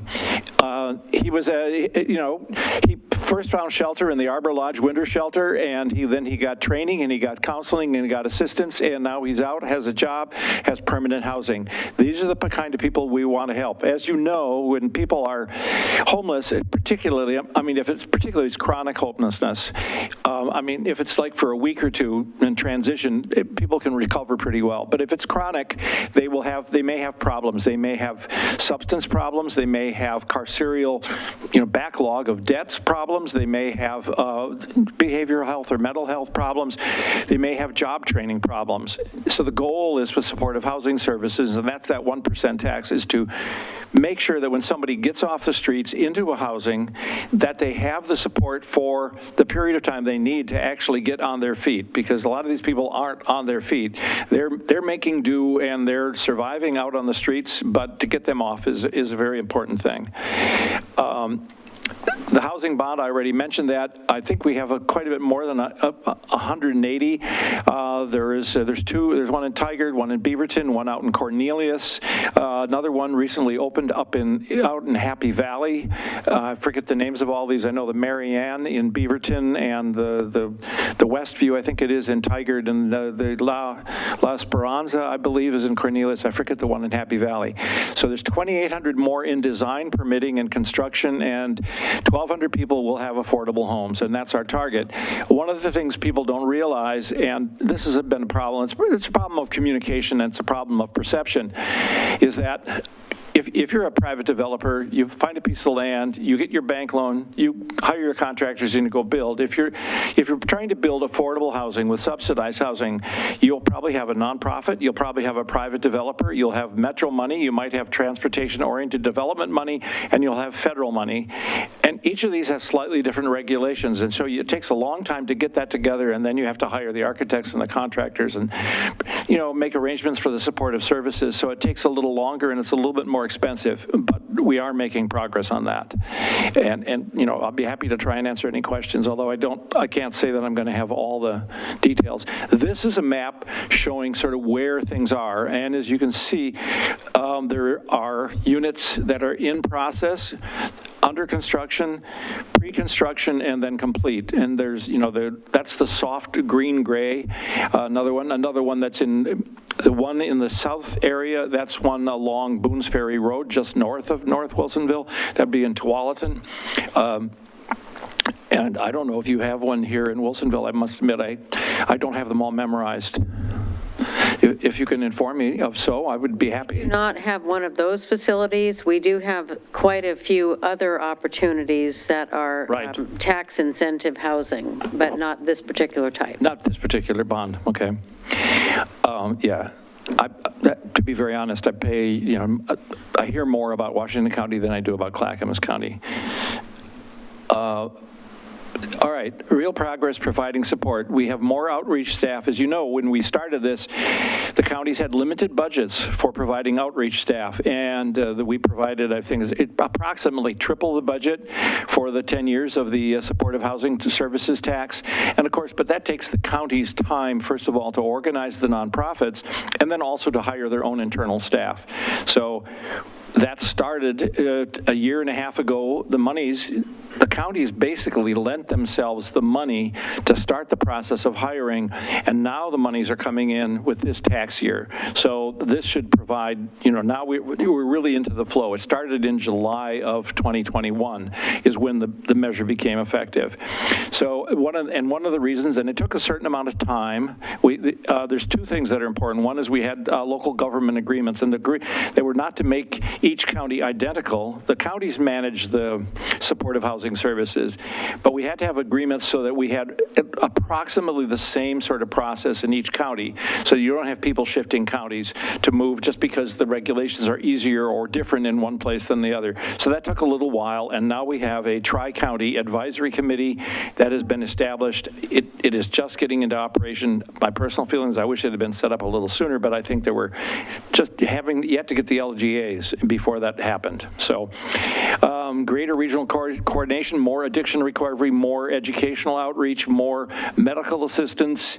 There's a lot of things that go into this. If you want to get people off the streets, not just for the short term, but for the long term, you want to give them a path upwards. Keeping the region clean. One of the areas that is strongly affected by this is keeping the area clean. As I'm sure you know, Portland has gotten a little bit of a reputation for a lot of trash on the streets and stuff like that, and that actually affects the cities, all the cities up and down the I-5 corridor. And throughout the West actually, but it's particular. I mean, we notice it because it's here. Before the pandemic, we have a RID patrol which cleans up. We're responsible for cleaning up trash dumps. We were at 3 days turnaround before the pandemic, and then because of the pandemic, we dropped to a 67-day turnaround, which means things piled up. But that was due to training, and you couldn't get people. We were using carceral help for some of this, and we just couldn't have them out there. So now we have added 2 patrols, and we have partnered with a couple nonprofits. So we have, I think, a total of six 6 patrols, we've cleaned up, it's now up about 1,000 tons of trash removed in 12 months, and now we're down to actually a 2-day average response time. That's since this was done. In addition, we have gotten a grant from the state, from the legislature, for $10 million for cleanup.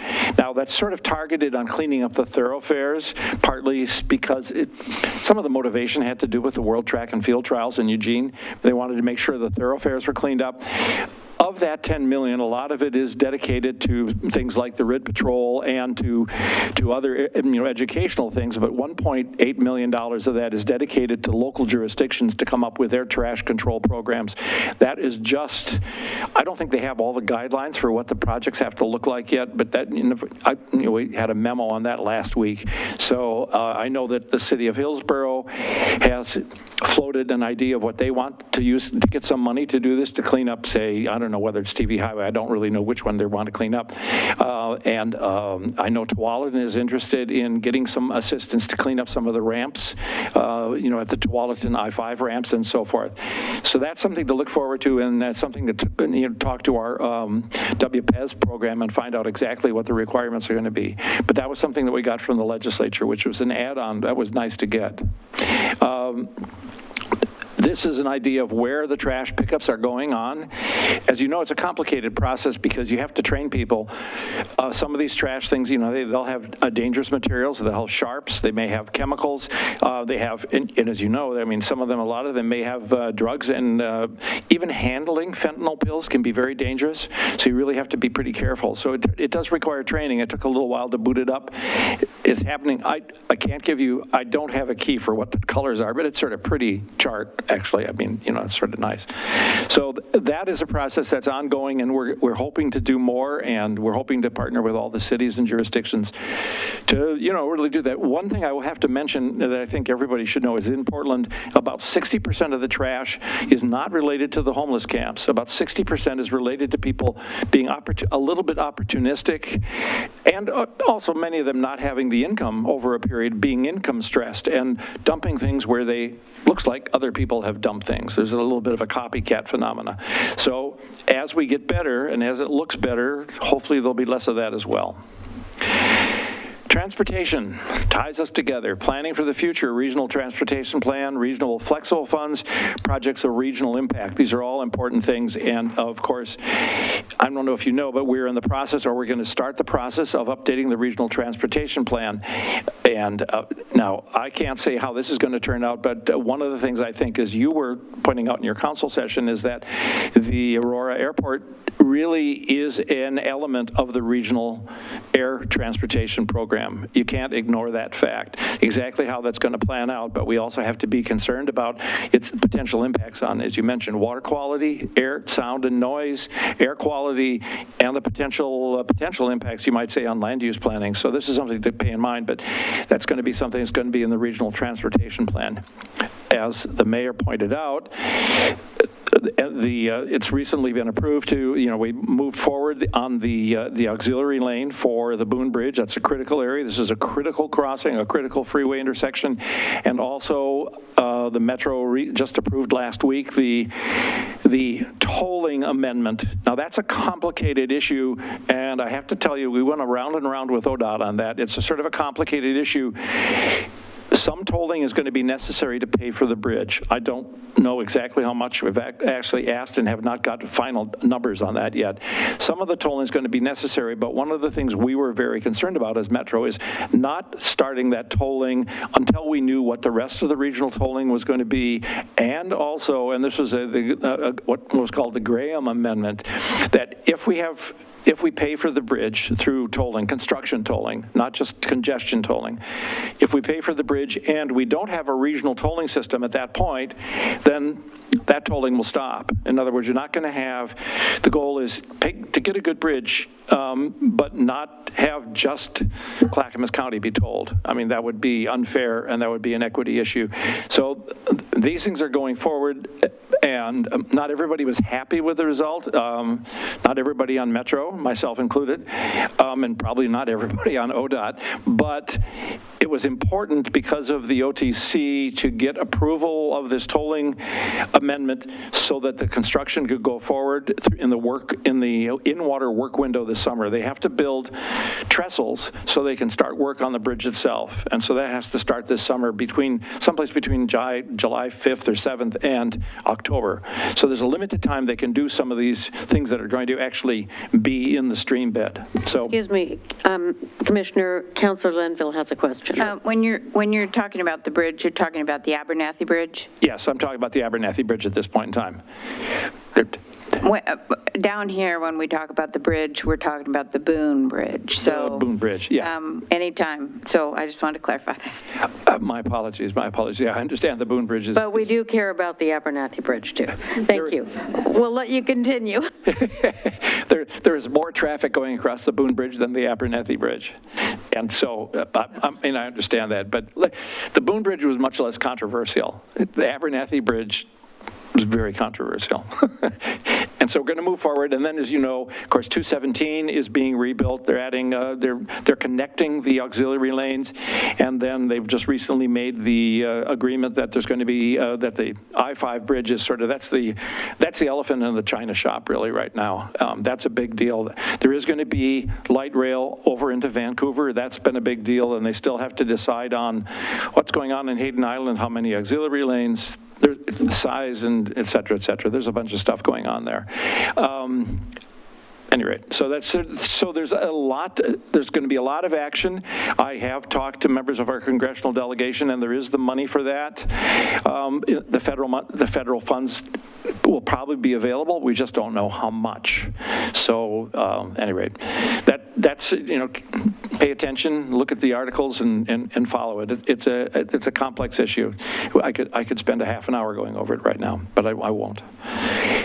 So these are projects of regional impact. Another project of regional impact which affects Wilsonville is, and I have a briefing on this, is on the Basalt Creek Parkway, which affects your North Wilsonville industrial area, and it affects that whole industrial triangle that is really important to Sherwood, Wilsonville, and to Tualatin. So I can't fill you in. I'm just saying that it's something that I'm paying attention to, and I hope to have more information later this week.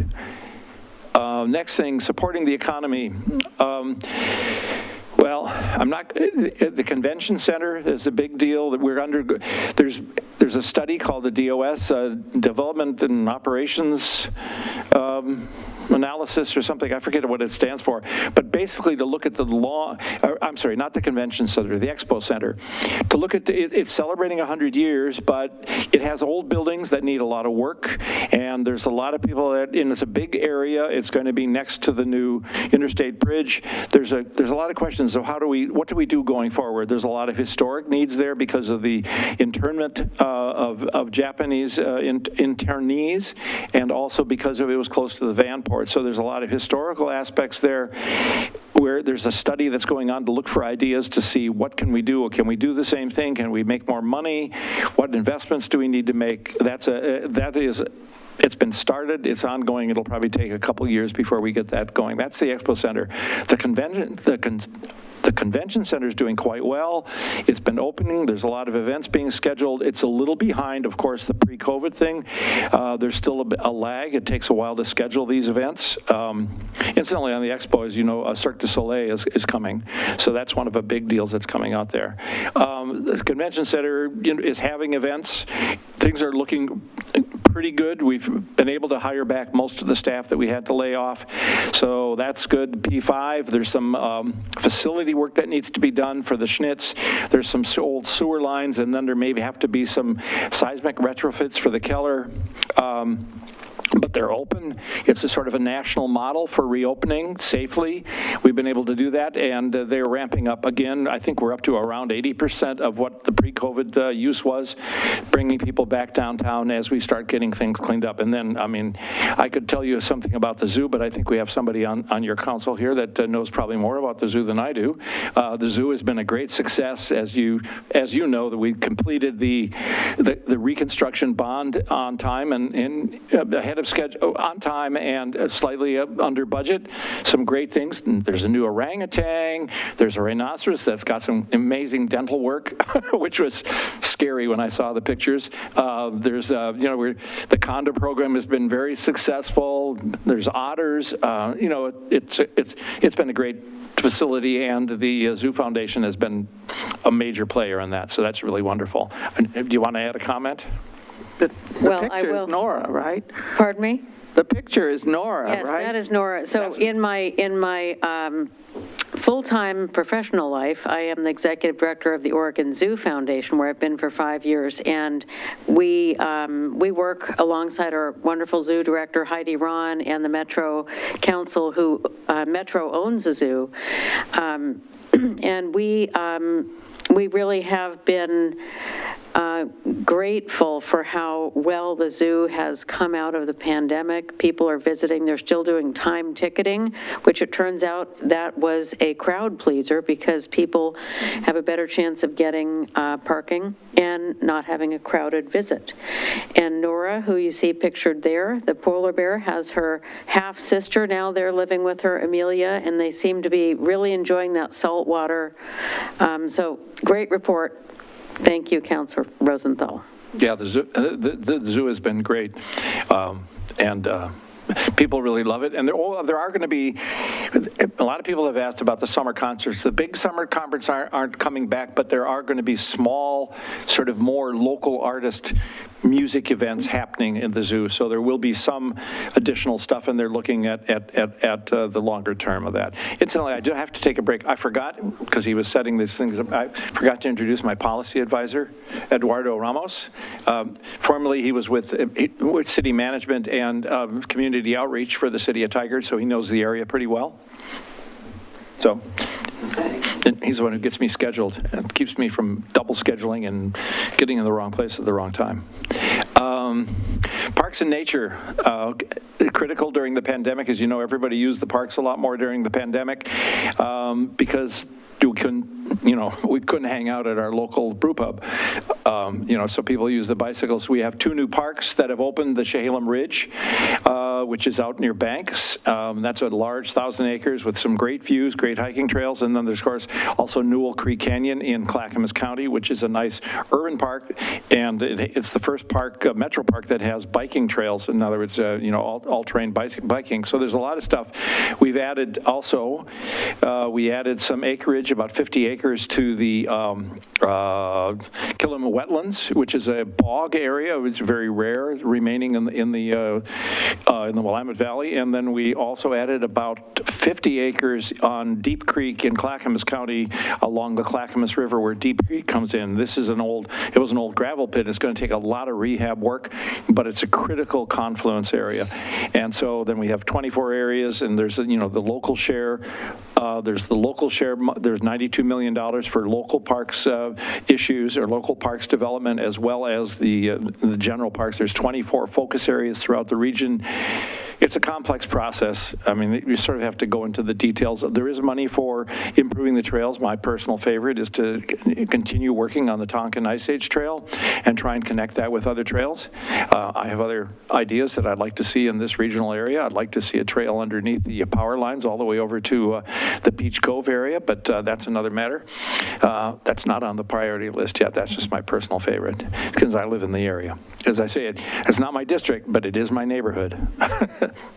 At any rate, so moving on. So there's a lot of work with parks that's going on, and we now have, we're 3 years into the bond, and so now the effort is we spend up a lot of time setting up the priorities and how we're going to spend the monies, and now we're going to spend it. Unfortunately, we have identified about $5 billion worth of parks acquisitions that we would like. Well, that's about 10 times more than what we have. So, so it's going to be a prioritization, and I encourage every city to identify their particular areas, put it on their priority lists, and then lobby me and lobby Metro to get that included, either for the local park share or for getting it on the priority list. So, anyway.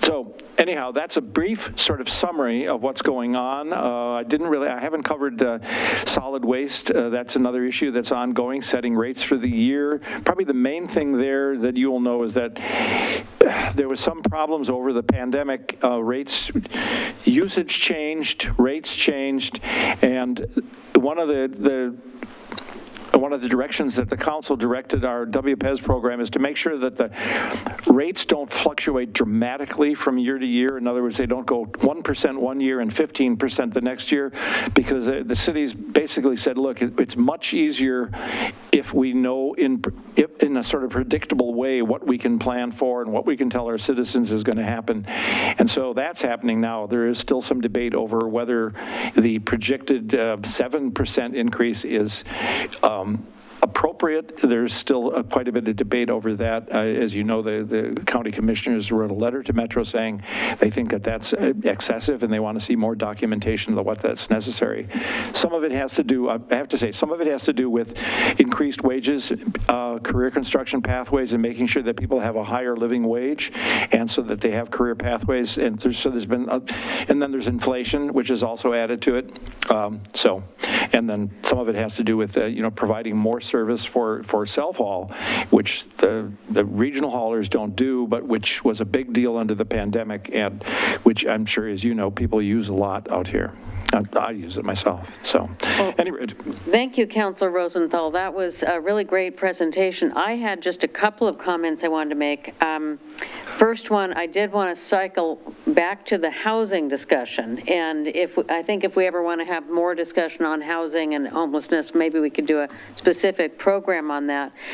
But related to the city of Wilsonville, which you asked about, now we did not access those Metro construction funds, but maybe a little known fact about the city of Wilsonville that one of our staff prepared for me recently, is that we do have, and this was started many years ago, and I thank Councilor Lehan and others for their work on this going back many years, but we have 630 residential units of affordable housing options for special populations, as we refer to it, which could include seniors, low income, and households and others. And I've sent you and Mr. Ramos just a report about this so that you'll have it. Great. Thank you. And it's something that we talk about once or twice a year here in Wilsonville, and it's just to demonstrate that the work of the county, Clackamas County, helping with shelters is also, that is helpful as well. And in the city of Wilsonville, we are in the process of hiring a behavioral health specialist. I think you're kind of working on that now. That should be filled before the end of this fiscal year. Okay, great. So this would be a new position that we funded. The council decided to do this with some of our ARPA funds. Mm-hmm. And do you want to add anything more to that, Mr. Cosgrove? We're just basically contracting with Clackamas County Behavioral Health, and they will have a position specifically assigned to Wilsonville. That's great to hear. And I do go to the meetings with Washington County. Most of our area is Clackamas County, of course, as you noted. And I think we're just learning that everything that we can do to coordinate, keep ourselves informed of needs, options, and resources, and just keep working on keeping and getting everything clean, keeping it clean, and connecting people to resources. The other thing that I wanted to just mention is I've seen that and appreciated that the Graham Oaks natural area has been being trimmed up and thinned a bit after a certain number of years, and that is, I think, going to be good for the summer. Yeah. Yeah, one of the reasons for doing that partly is because to keep it as a prairie, but the other reason is if you let too many trees, particularly pine trees, grow, and you have a potential fire problem. Well, thank you. So I see Councilor Linville has a comment. Well, it was thank you for your presentation, and thank you for coming. It's nice to see you in person instead of on Zoom. Likewise. It's just a little follow-up, I think, with the mayor's comments and a question to you. You mentioned that with the housing funds that are being accessed by some of the other communities, that there are also supportive services that are going along with those housing funds. And my question is, can cities not access those supportive services for the homeless populations if they, even though they may not be accessing the bricks and mortar housing program? That is something that would have to come through the county. Now, I'm assuming that the county can get some of these funds and provide the resources that you're going to be getting from them, because they're two separate. The supportive housing services goes directly. It comes into Metro and then gets distributed according to a population proportion to the counties, and the counties then administer it, and they then interact directly with the cities and provide whatever supportive services the cities can ask for. Metro doesn't really have a direct hand in that. We do have access to that, and that would be when, with that coordination, and we don't have a homeless shelter in Wilsonville, but as we coordinate with other shelters, those are resources that serve our area. And like the Tualatin area, the Tualatin facility that would open nearby. So it's a regional resource. Right. But it's a different process than the housing bonds, which then, the cities can come, or the housing districts can come and ask Metro for money for a different housing thing. That goes through the housing districts. Supportive services goes through the counties directly. But you should be able to access those, and I certainly would work to make that happen if it isn't happening already. Well, I was just thinking specifically about our transit-oriented housing and the supportive services that we are going to have with that facility, and we aren't necessarily using the Metro monies for that, for the building, but it would be great to get the supportive services money. I'm sure that's possible. I'd be happy to work to make it happen. Thank you. Council President Alferbaum. Thank you. Thank you for your presentation. I appreciate it very much. I appreciated your comments at the very first few slides where, well, no, I can't quote it quite, but looking at the concept that there are issues and challenges that affect the state in general and a broad area, and some things we're kind of all in this together. Your presentation covered many important topics, and I appreciate the information shared. I know that the work of Metro extends beyond the, the points that you were able to cover tonight. One thing that comes to mind that is something facing not just Wilsonville, not just Clackamas County, and not even just the metro area, but the state as a whole, is questions around childcare and struggles to have adequate childcare for youth in our state. And I know that Clackamas County has a task force that's looking at it, and Washington County has a task force, and a year and a half, maybe 2 years ago now, Multnomah County made strides looking at that question and issue. And I'm curious, how is Metro engaging in that topic as well, if you had any information to share with us briefly on that tonight too? As far as I know, Metro doesn't directly engage in the child care. Now, the legislature, I believe, allocated $200 million to the various state agencies and local governments for dealing with this. We don't have the staff that really deals with that. So it really has to go through I believe, the counties and the state welfare agencies. So I really, it's not an area I'm an expert in, but that's my understanding, that we don't. I understand. I know the level of the problem. It's a real problem statewide, and it really contributes to people not being able to be in the job force because you can't get, child care and so forth. But Metro does not have a direct role that I know of. It seems like because the three counties in the metro area are all kind of working in that direction. It seems like coordination would be beneficial, in some way, if that can be supported and facilitated further. I mean, obviously, the Tri-County coordinating body, the Tri-County Review Committee for the Supportive Housing Services, this is one of the things they will be dealing with to make sure that the counties have a somewhat consistent, not identical, but at least consistent policies regarding particularly supporting people who need these services. Yeah. But that's just sort of getting underway, and I don't know where it stands, and I don't know how they're going to use the state money that was allocated in this last legislative session. Yeah. Okay. So thank you. I'm hopeful. Thank you very much. Really appreciate you coming to visit with us today, Councilor Rosenthal and Mr. Ramos.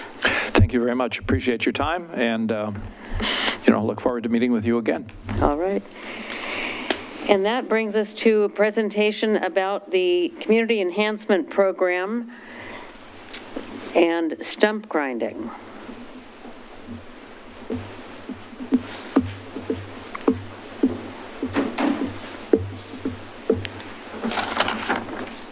Just want to make sure I have audio for everybody. Yes. All right, I think you guys can hear me now. Yes. Excellent. Okay. Mayor Fitzgerald, members of council, my name is Dustin Schul. It's my tremendous opportunity to be here before you tonight to go through the community stump grinding project, which was a CEP project that we completed here not too very long ago. I will go ahead and share my screen.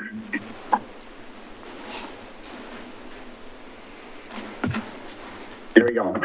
All right, so the community stump grinding project was a Wilsonville Metro Community Enhancement Grant Program funded project.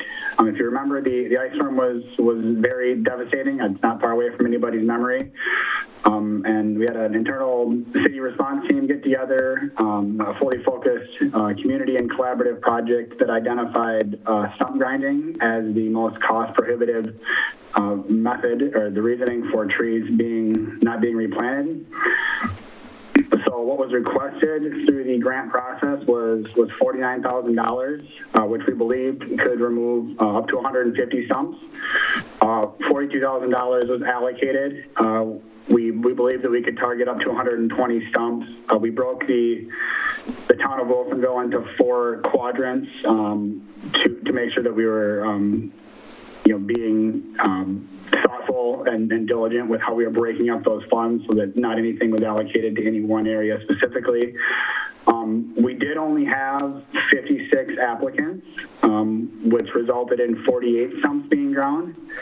That utilized $13,410 of that $42,000 that was allocated. What we did is it was a full team review of all applications. It went out in all of the city's social media as well as the Boones Ferry Messenger. Then Zoe Lombard is here. I think she can speak in. I think it was open for about a month, 6 weeks, to try to capture as many stumps as possible. All applicable street trees were approved. So if a street tree was between the sidewalk and the curb strip or was acting as a street tree based on our tree inventory, it was approved as a part of this program. The locates were called in, which was a tremendous lift for our water team to go mark all those locates. And then the team followed up on all those stumps to make sure that we didn't have any further utility conflicts that needed to be explored. I'm trying to avoid any really large issues. The final list was compiled, and then a contractor who we had the services through went out and ground those stumps. The whole stump grinding process of those 48 stumps took about 3 weeks. So there were a few hiccups in there with some locate issues and some addresses, but all in all, it was a very smooth process. We had 48 very, very happy citizens, and most of those citizens, you'll see on the next slide here, took advantage of our planning department's Friends of Trees planning events. Actually, the big push to get these done was before that Friends of Trees planning event in October, and we just made the cut on most of these trees, and so we saw a lot of trees go in to the community as a direct result of this program. That's all I have at this time, and I'm here for any questions anyone may have. Thank you. Does anyone have any questions? My only question is I wish they'd had more applications because I see some stumps when I'm walking around, but maybe next time. Yeah, we were very surprised to see that number come in as low as we did. We had expected a large turnout. But we did the best we could with what we had, certainly. Thank you. Councillor Linville. Thank you for your presentation. I think as the mayor indicated, there are still some stumps that are out there. You're funded for 120 and only ground 48. Are you going to go for a second round? So I am not 100% sure what that process is. Though if you're there and want to weigh in if I'm incorrect, but I believe that money goes back into the reserve collection for the CEP grant process for future grants if it's not used during our allocation.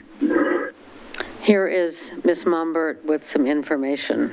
Good evening, Mayor and Council. I'm Zoe Mombert, the Assistant to the City Manager, and I manage the Wilsonville Metro Community Enhancement Committee and their grant program. When we reviewed this process, it was very in-depth, as Mr. Scholl has outlined, with the review process. And since we opened it for X amount of time, we were hoping that people could take advantage of the Friends of Trees planting. We decided that it would be something that it closed at a definite date. We couldn't keep it open forever. So we had determined that once they finished grinding the stumps that we did have applications for, that we would finish the project, which means though that additional $20,000, $30,000 that was not used, that goes back into the money available for future community enhancement projects. So it won't go unused. It will just be used on different things. And I believe Mr. Scholl mentioned that there was quite a robust outreach effort. We did have direct outreach to some individuals. It was in the Boones Ferry Messenger. We did quite a lot of outreach to try to increase those application numbers. We did try. Okay, thank you. People are busy, but we can keep those stumps in the ground aren't going anywhere, so we can find them later. Thank you very much. It could be an additional grant opportunity down the road, too. I think we should consider that. I think I was just concerned about the stumps that were on city streets that were not adjacent or on people's property. And did the city then go out and take care of its own stumps? If we didn't, So I can speak on behalf of. we will.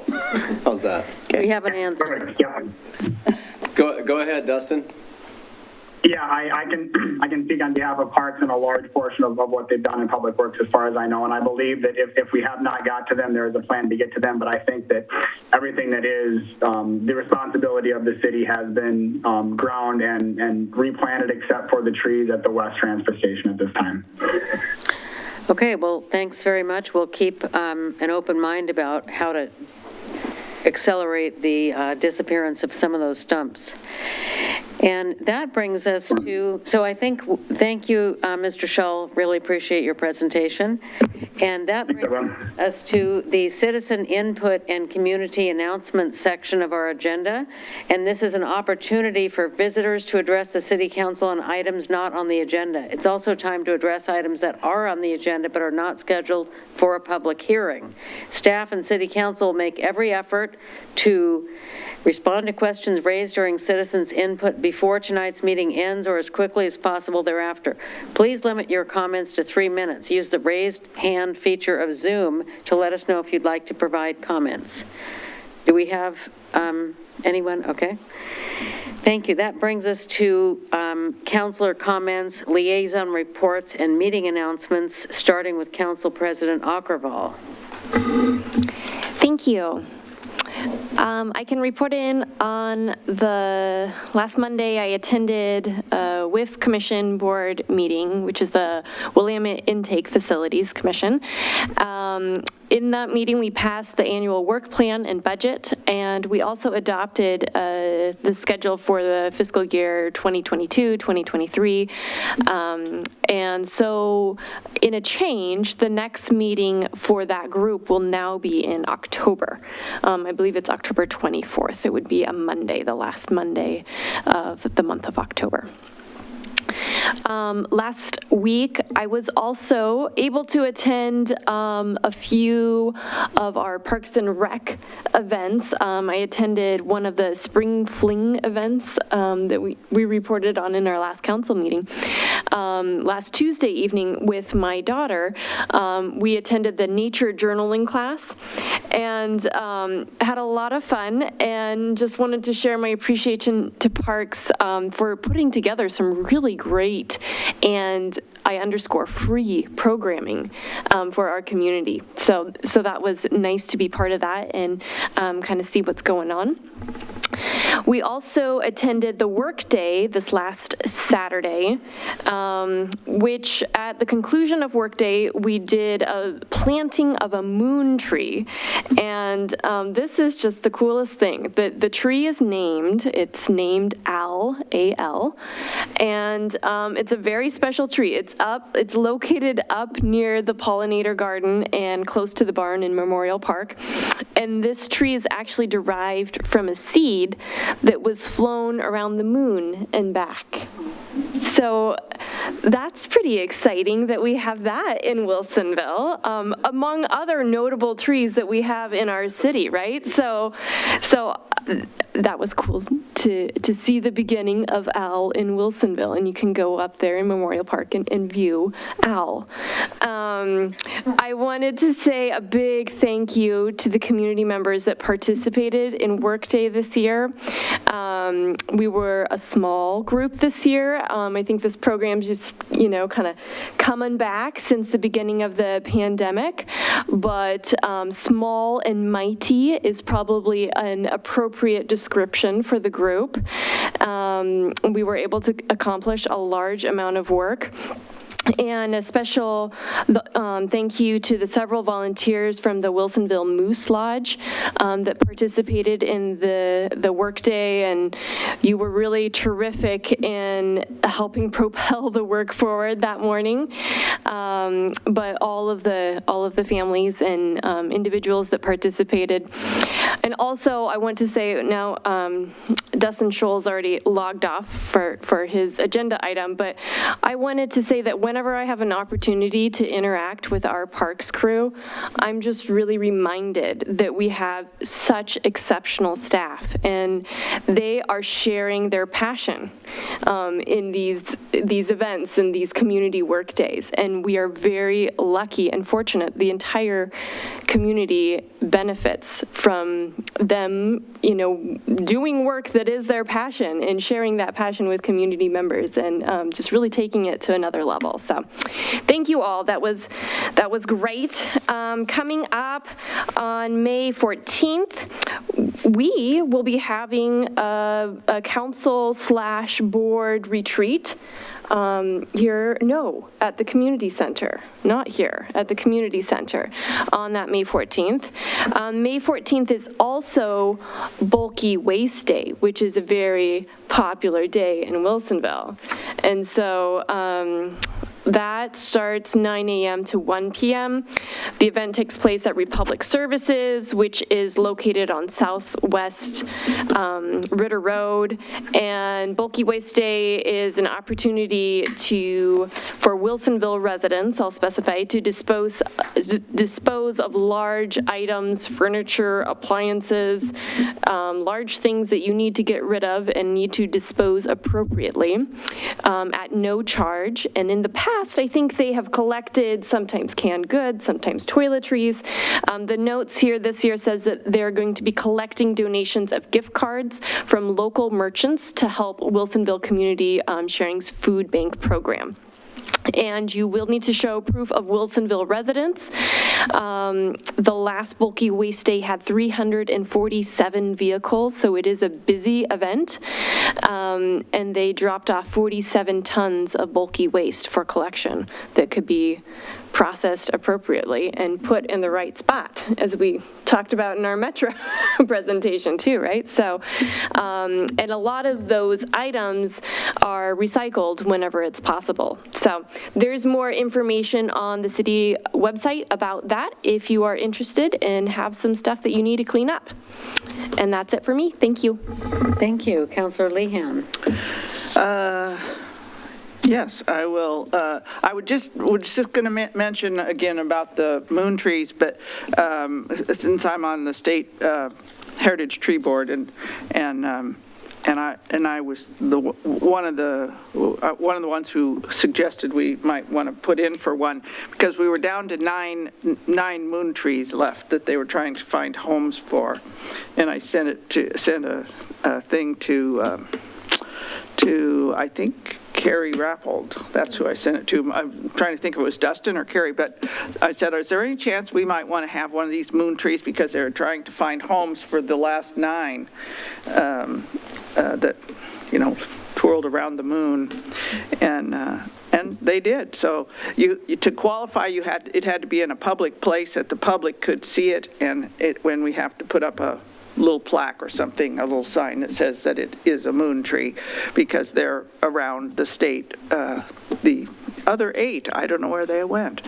But anyway, that's how we happen to have a moon tree. Let's see. A few things I have been to, and in this case, the mayor as well. We were at the French Prairie Forum meeting. That was a Zoom meeting. Increasingly, meetings are not Zoom, so this is an adjustment for some of us. But the French Prairie Forum was on tourism in the North Willamette Valley. French Prairie included a lot of participants, Travel Salem, people from Woodburn, Aurora, Donald, St. Paul, tourism representatives, Butteville, and of course the Explore Wilsonville people were there. And what everybody's reporting at this point is that events are definitely picking up.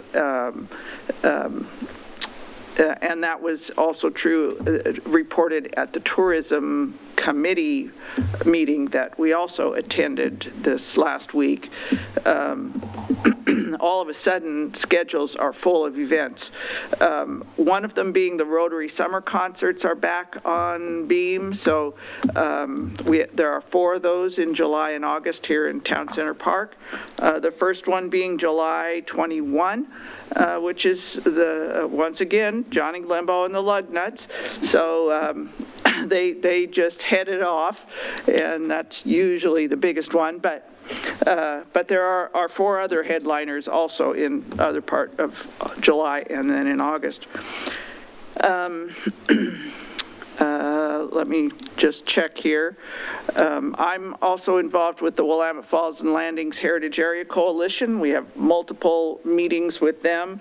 Likewise, events are gearing up. There are a lot more festivals. The fairs will be back in business. The rodeos will be back in the various rodeo towns. A lot of things that have been missing are suddenly back on the schedule. So that's an exciting time. Had one of the first meetings of the Willamette Falls Locks Authority, which I now serve on, taking over from Councillor Linville on the Locks Commission, which she was on, or is on. I guess you're still going, huh? It won't sunset until June. Oh, they're not sunsetting. Oh, okay. I will say that I might as well repeat this story, which I may have told before, but we listened in our first meeting of the Locks Authority to the Corps of Engineers giving us a timeline and history of the Willamette Falls Locks, which started with the Willamette Falls Locks opened in 1872. And then proceeded to tell the story of the locks. And I interrupted them and said, because we're all more sensitive to DEI issues. I said, well, what happened there? Someone just waved a magic wand and the locks appeared one day in 1872? But no, it was mostly built through quarter mile of basalt by Chinese laborers. And they don't know how many died in the process or how many served digging that cliff. But it's a significant piece, and I was trying to remind them that we can't just say they appeared one day. We have to tell the story of the people who contributed to our past. So anyway, I'm being obnoxious wherever I can be. So. Well, I appreciate you bringing that up. We have to look for, we have the opportunity to look for places to tell those stories. And as we learn more about the locks, maybe we'll do that at a council meeting further. That brings us to Councillor Linville. Thank you.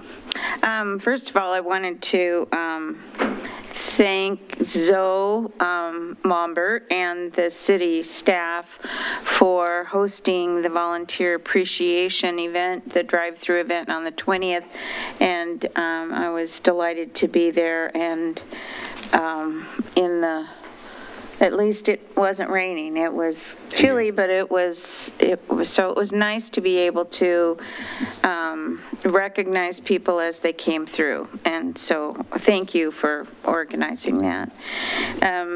As the mayor indicated, I attended my very first Clackamas Workforce Partnership meeting as an observer on the 21st of April. And I think it will be a good opportunity for us to have representation from the city to hear what is happening in the region. And we do have some businesses that have spots that are folks that are here in our city. So it's nice to know that that we're represented on that workforce partnership as well.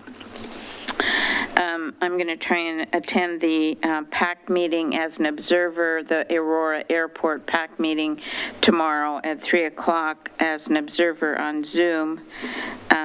It's always delightful to listen to those meetings.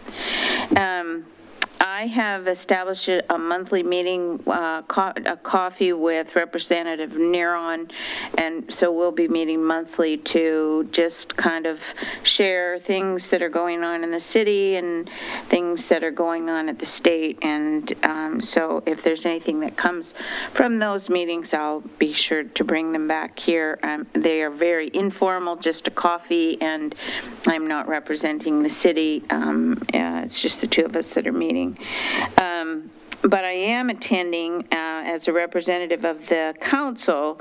I've been asked by the mayor to attend the Clackamas Community College Higher Education Landscape Study meeting.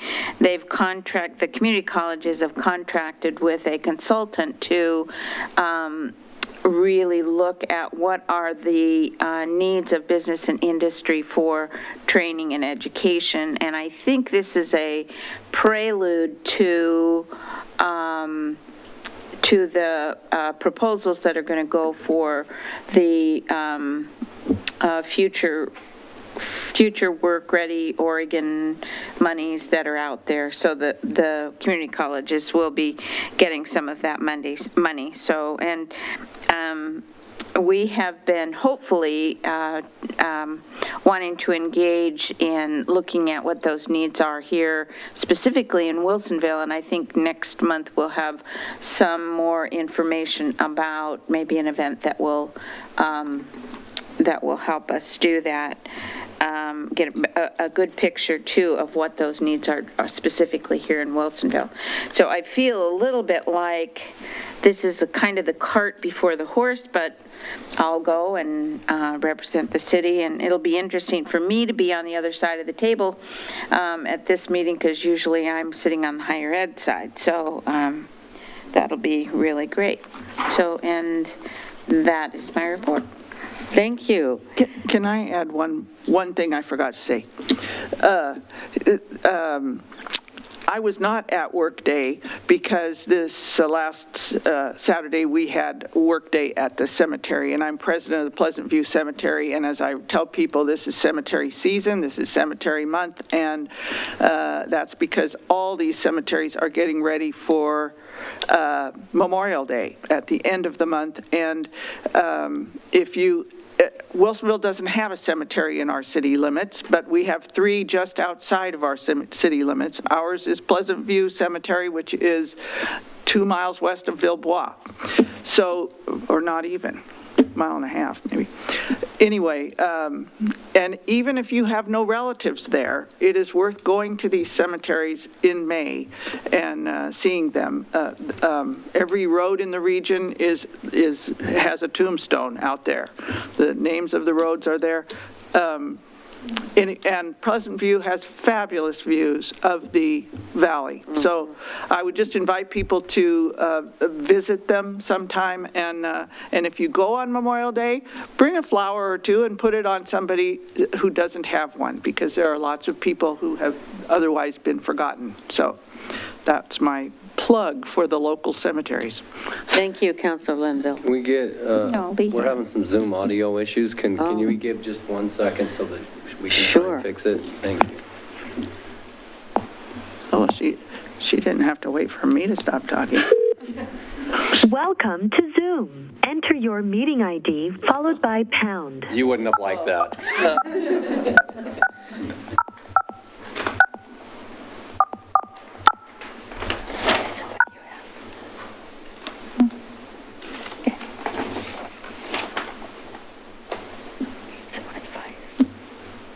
You entered 836056448. This meeting ID does not exist. Please re-enter your meeting ID followed by pound. You don't really exist.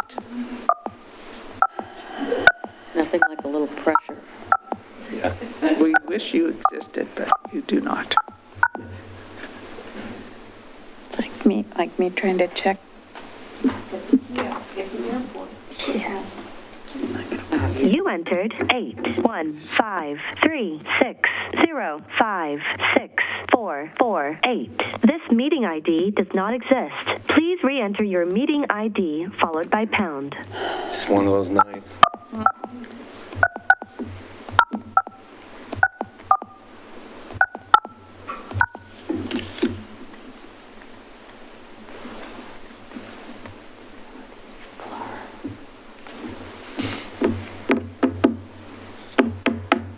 Your participant ID followed by pound. Otherwise,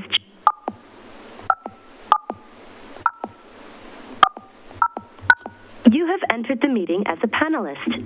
Attendees can now hear you speak. Thank you. Okay, so thank you, very councilors. That brings us to our consent agenda, and we actually are apparently on time somehow. We're 2 minutes ahead. We're 2 minutes ahead. I don't know how, so everybody's making it work. May I have a motion? Will the city attorney please read the consent agenda? Yes, Mayor. First consent agenda item, minutes of the April 18th, 2022 City Council meeting. Second consent agenda item, resolution number 2970, a resolution of the City of Wilsonville authorizing the city manager to execute an amendment to the construction manager general contractor, CMGC, contract with Kiewit Infrastructure West Co. for a guaranteed maximum price to construct the Willamette River Water Treatment Plant Expansion Project, Capital Improvement Project 1144. Thank you. Do I have a motion to approve the consent agenda as read? Your Honor, I move to approve the consent agenda as read. Second. With the note that I was not in attendance at that meeting. But I looked at the minutes. The meeting on the 18th, I was not in attendance. Scrivener's error on the minutes. No. No. It's correct. I'm just saying I wasn't there to attest to it, but I did read them. Perfect. So. Okay. We have a motion to approve the consent agenda as read. Do I have a second? I'll second. Motion's been moved and seconded. All in favor, say aye. Aye. Aye. Motion passes 4-0. That brings us to our new business, resolution number 2971. Will the city attorney please read the resolution?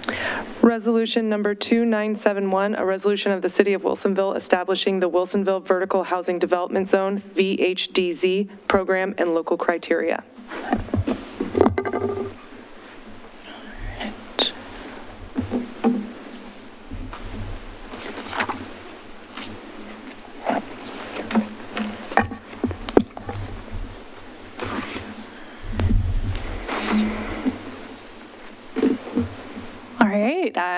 Good evening, Mayor Fitzgerald and City Councilors. I'm Kim Reibold, Senior Planner with the city, and I'm excited to be here tonight with Matt Lorenzen, the city's Economic Development Manager, as well as Becky Hewitt of Echo Northwest to present to you the proposed Vertical Housing Development Zone program for adoption. And let me go ahead and share my screen first so that you can actually see it.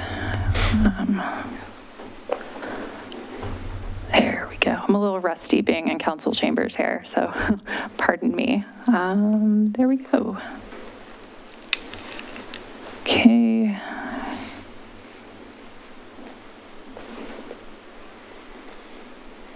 All right. So just as a quick recap for everybody, vertical housing development zones offer a partial property tax exemption on building improvement value for mixed-use developments that include housing with non-residential uses on the ground floor. The amount of the tax exemption increases based on the numbers of residential floors that are above the ground floor of the project, as shown on this diagram, up to a maximum abatement of 80% of the building improvement value. This partial abatement lasts for 10 years. To be eligible for the abatement per state statute, 50% of the ground floor spaces that front on the designated primary public street must be committed to non-residential use. And we define this as spaces that are constructed to building code for commercial use, building code standards for commercial use, or spaces that are planned to be used for commercial use upon project completion. We recently had a couple of planning processes that recommended the use of VHDZ to help achieve some larger policy goals for the city. These would be the 2020 Equitable Housing Strategic Plan, as well as the 2019 Town Center Plan. While active ground floor uses are desirable because they help increase services and access to these services within neighborhoods, they do come at an additional expense to development projects, and this often makes them more financially challenging or infeasible, especially in suburban contexts such as ours here in Wilsonville. The Vertical Housing Development Zone program incentivizes creation of these non-residential spaces on the ground floor in multi-story buildings through the use of this partial tax abatement, which can help make projects that are a little more expensive pencil when they otherwise wouldn't. So I can't believe it's already been about a year since we first came to you last spring to get your feedback and questions that you had about the vertical housing tax abatement program. Since then, we've worked with you over the course of several work sessions to present some information to you to help you think about whether or not vertical housing was a program you wanted to pursue in the Villebois Village Center and in Town Center. And based on your feedback, we took some of the questions you posed and some of the themes that you shared. And once we had your direction to look into this program, we worked last fall on better defining the location of where we would apply this tax abatement, as well as talking about the development of some local criteria, which we reviewed with you earlier this year, that will help look at how we can create the kind of active ground floor spaces that you are hoping to see this program achieve. And so we are now here tonight, about a year later, seeking to adopt this program. And once adopted, this will give us the ability to administer this program throughout the city for projects that are meeting the eligibility requirement, both with the minimum requirements of state statute as well as the additional local criteria that are included with the resolution tonight. These two slides show where we are looking to apply the program. On the left, we have the tax lots that surround the piazza in the Villebois Village Center. These are the final remaining undeveloped parcels in that area where the type of mixed-use development that this program seeks to incentivize is envisioned. And on the right side, we have the town center. The parcels, again, that are shaded in green are the parcels that are proposed to be included within the boundary.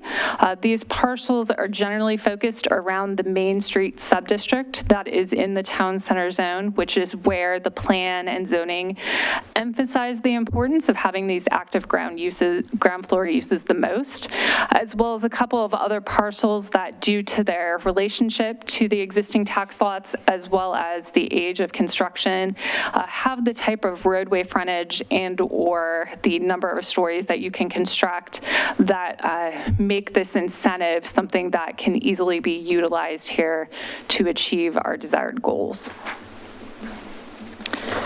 And this slide just captures again the local criteria that we would be adopting with this program.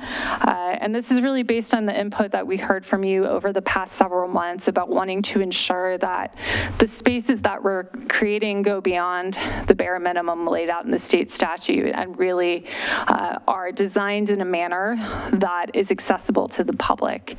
And so we do have requirements in the local criteria about the spaces having direct street access so that, it's not something that's accessible only via an internal corridor. We do have standards around having commercial and or mixed use design for these ground floor spaces in the buildings. We've excluded residential common areas as they're not something that is as public facing. They generally just serve the residents or guests of a building and not the larger public. We are having some criteria to better define eligible live-work spaces in terms of how they're laid out and how the floor space counts towards that 50% minimum. There is a requirement for at least one tenant space in each building as part of a project that is either a commercial retail type space or some other community serving space that can be leased out. And then there is a larger blanket requirement that gives staff the ability to just ensure that what is being proposed, any project that's being proposed under this program, is remaining consistent with the adopted plans for the area. So with that, I'm going to turn it over to Matt to briefly highlight some of what the next steps will be in terms of how we would procedurally look at a proposed application in vertical housing development zones. Thanks, Kim. Pleasure to be with you tonight. I think I've had the pleasure to meet all of you with the exception of Councilor Lehan in person, so nice to meet you this evening. As far as statutory requirements go, we are required to notice affected taxing districts, of which there are 14. Among those would be the Clackamas Community College, Clackamas County itself, the Library District, Soils and Water Conservation District, TVFNR, and so on. There were no districts that replied to our notice with any negative feedback or otherwise decided to opt out, which they have the right to do.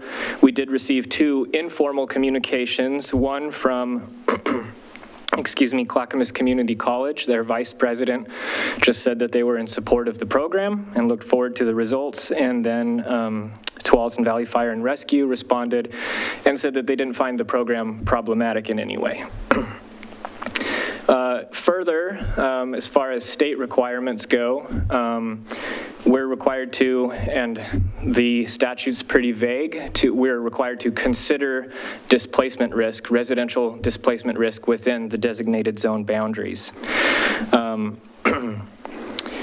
As As noted in the memo, which is included as attachment 2, the findings state there are no residential units currently within the proposed boundaries, and therefore there's no risk of direct physical displacement as a result of the adoption of the program.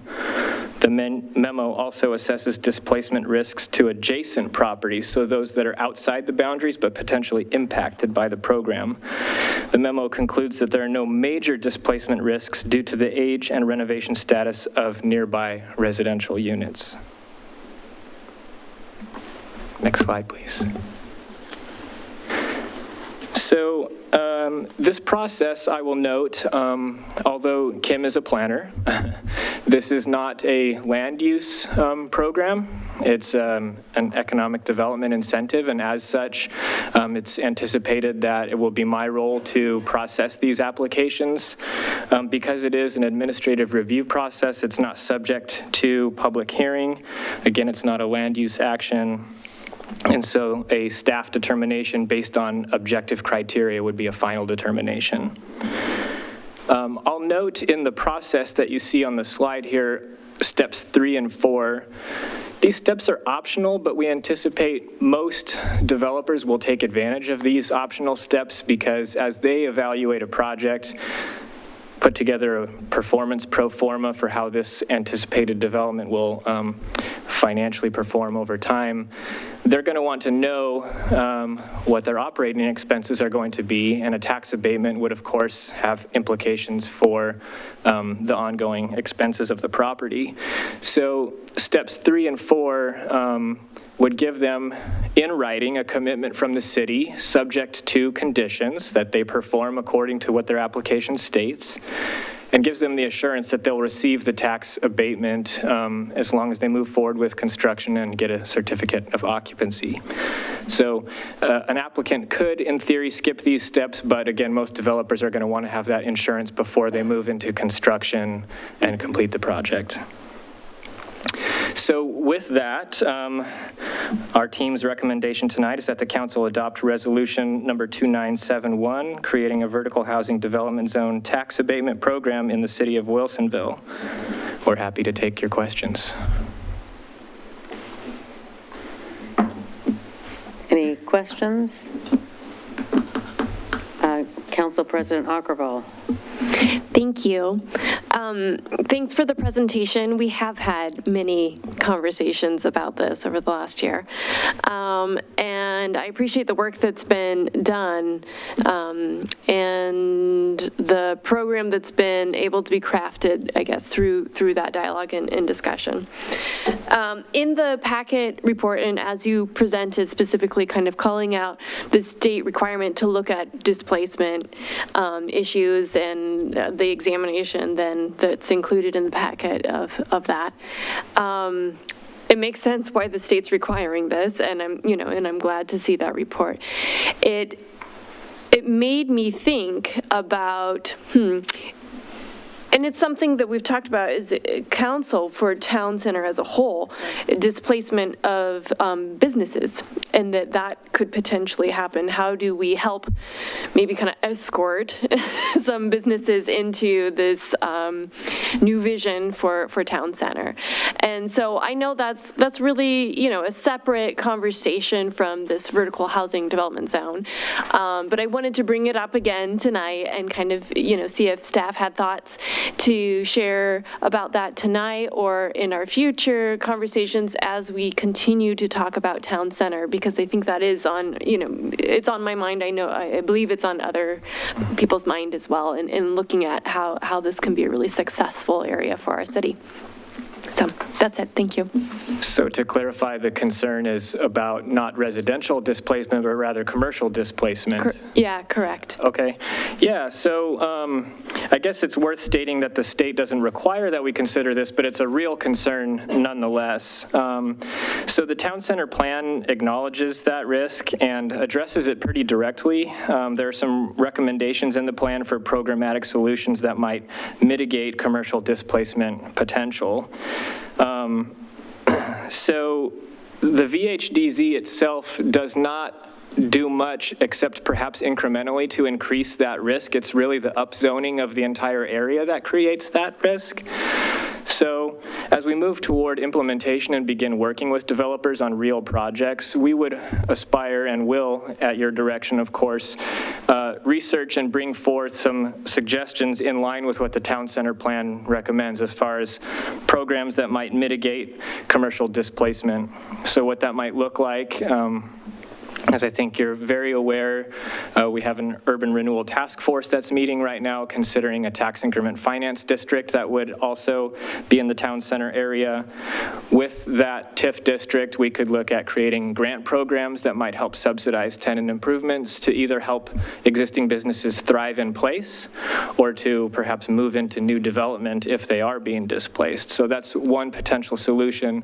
There's a list of a handful of others that I think that could make a meaningful difference to try and mitigate that displacement risk. So we would bring those back to you, again, as we implement the town center plan and work with development proposals. Great. Oops, I'm off, but thank you. Councillor Linville. I think I ask this question every time this comes up, but I'm concerned about the corner of Town Center Loop West and Wilsonville Road and the exclusion of the properties that are on that corner. And I understand that some of the rationale has to do with the age of the buildings and the occupants, the current occupants. My concern is that if the owners of those buildings wanted to upgrade those to vertical housing and put their business in the on the bottom floor, but then to build up, there is no incentive for them to do that because they are excluded from this proposal. And so I'm wondering why we continue to leave that one corner out. I would defer to Kim on this. I wasn't here for the map discussion. Yes. So I do recall a pretty robust discussion about this, that I don't know that we really had clear consensus or support for moving forward, in the sense that there were a lot of factors that we took into account when we evaluated the boundary. The most, I think, prominent of which that we started with was, being pretty true to the plan and saying, where is it that the plan wants and expects these uses? Because, it's an incentive, but also it's not something that, is necessarily going to regulate the use. So you could, if that property owner wanted to do something different with that property, they could do something different with that property. There are a host of options for what they can do with that property under the current town center zoning that's been adopted. I think we had to, there was one of the main reasons we didn't want to include the entire town center in this abatement zone is because, as Matt noted, urban renewal is one of the conversations that we're going to be having, that we're certainly going to be looking at with some of our upcoming infrastructure funding work. And there is a balance that we need to achieve between providing an incentive where the incentive is, most directly warranted in the places that are called, the plan is calling for it, without incentivizing so much that it creates an ability, or sort of a reduced ability for, if we were looking at urban renewal in the future, a reduced ability to capture that additional value that could come.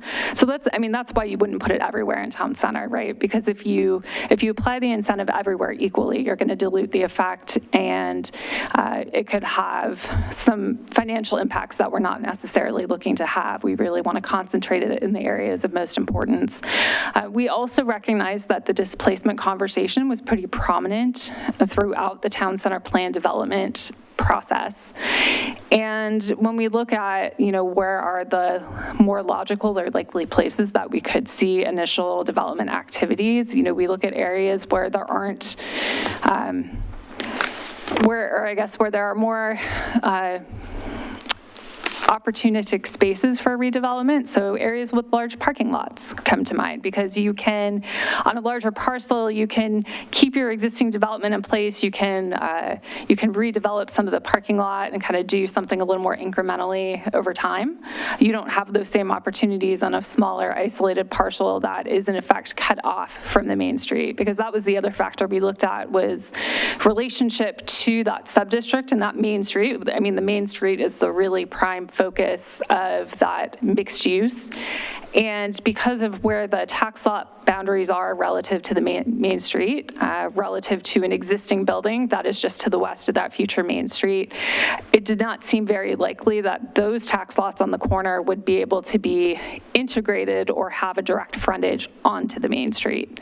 So I think that was another important consideration, that when we went back and looked at it after that conversation, there didn't seem to be a compelling reason to include it when you're weighing the other factors. And so, that is why ultimately, not having heard a clear direction at that meeting to put it in, we opted to keep the boundary as it was. And that was probably really long-winded, but. And I think there was a lot of robust discussion about the existing businesses that are on that parcel. Yes. And wanting to be cognizant of that and not cause displacement. And it is a very constrained site. Yes. In terms of ingress and egress. So upzoning that or allowing more density on that spot was also a little bit problematic. Yeah, it goes back to the where are you incentivizing it versus allowing it. So redevelopment is allowed, but when we're looking at, sort of having finite places to incentivize, or, really kind of getting the most economic value out of providing that incentive, that we focused on the areas that would help shape that main street and adjoining streets the most. I'll contribute very briefly to just say, and this is getting a little bit philosophical, but incentive programs ought to be thought of as ways to catalyze the early adoption projects, and hopefully the need for economic development incentives diminishes over time. And so we're trying to focus on those areas where we might see the catalytic early adopters receive an incentive for that risk that they're taking, but then over time, and in these other areas that are outside that redevelopment core, wouldn't be needed. And is it, just to recap this, the other option that's down the road with the urban renewal option, if that develops, that could be a different opportunity for those properties? Certainly. A new urban renewal plan in town center could have additional incentives. I mentioned grant programs for tenant improvements, but there are many ways that jurisdictions use tax increment finance to catalyze redevelopment. I'm not sure if that got at your question or not. Thank you. Councillor Lehan. Yeah, I should know the answer to this question, but I'll ask it anyway. But these buildings have 2 floors of residential or more above them, is that right? With retail on the bottom and 2 floors of residential above them? So I believe the base requirement in state statute is that you have a ground floor, and then every equalized floor of residential above that can be subject to abatement. So I don't know that there's anything that would prevent a 2-story building from utilizing it, but in effect, I think the work Becky did in guiding us with our recommendations, it's really going to be 3, 4, 5-story buildings, probably more like 4 or 5-story buildings that are maximizing the abatement. So if it's a 2-story or 3-story building, is it required to have elevators? I believe the building code drives that. I want to say it's when you go over 3 stories, but I'm not positive. Oh, I see Becky nodding, so yes. So if it's only 3 stories, there's no elevator required, huh? Yeah, that's by building code. Oh, yeah, I know. I know. I think that's a general good rule of thumb, although there are nuances to the building code that may trigger elevators in certain circumstances. Yeah. Just occurs to me. There's anyway, that's an interesting issue with regards to DEI stuff Oh, okay, yeah. with the disabled, because we're building stuff that excludes them. We're incentivizing building stuff that potentially excludes them. Yeah, I mean, I think, and as we've had several discussions here too, that the hope and the goal is that the plan allows for taller buildings, and the abatement is designed to incentivize. I mean, if you think of it as a sliding scale of incentive, the abatement's really incentivizing that, maximizing it, because you're getting the most abatement. So it's going to be a sweet spot probably in the pro forma when a developer's putting it together. But, I think a lot of the examples we had that we shared with you early on, I want to say at least those buildings were all like 4-story buildings. Maybe there was a 3-story building. I don't recall any 2-story buildings. Well, I think the one you showed there was a 3-story. Yeah. That was a pretend building, though, purely for illustrative purposes. But I think we did have real buildings, and those real buildings were all like 4 stories, 5 stories. Okay, then. So that is the presentation. Any other questions? So having had that discussion, we are now ready to go to a vote for Resolution 2971. And is that it? Any other clarifying questions? Okay. With that, may I have a motion for Resolution 2971? Your Honor, I move to approve Resolution 2971. Second? Second. Motion has been moved and seconded. Any discussion?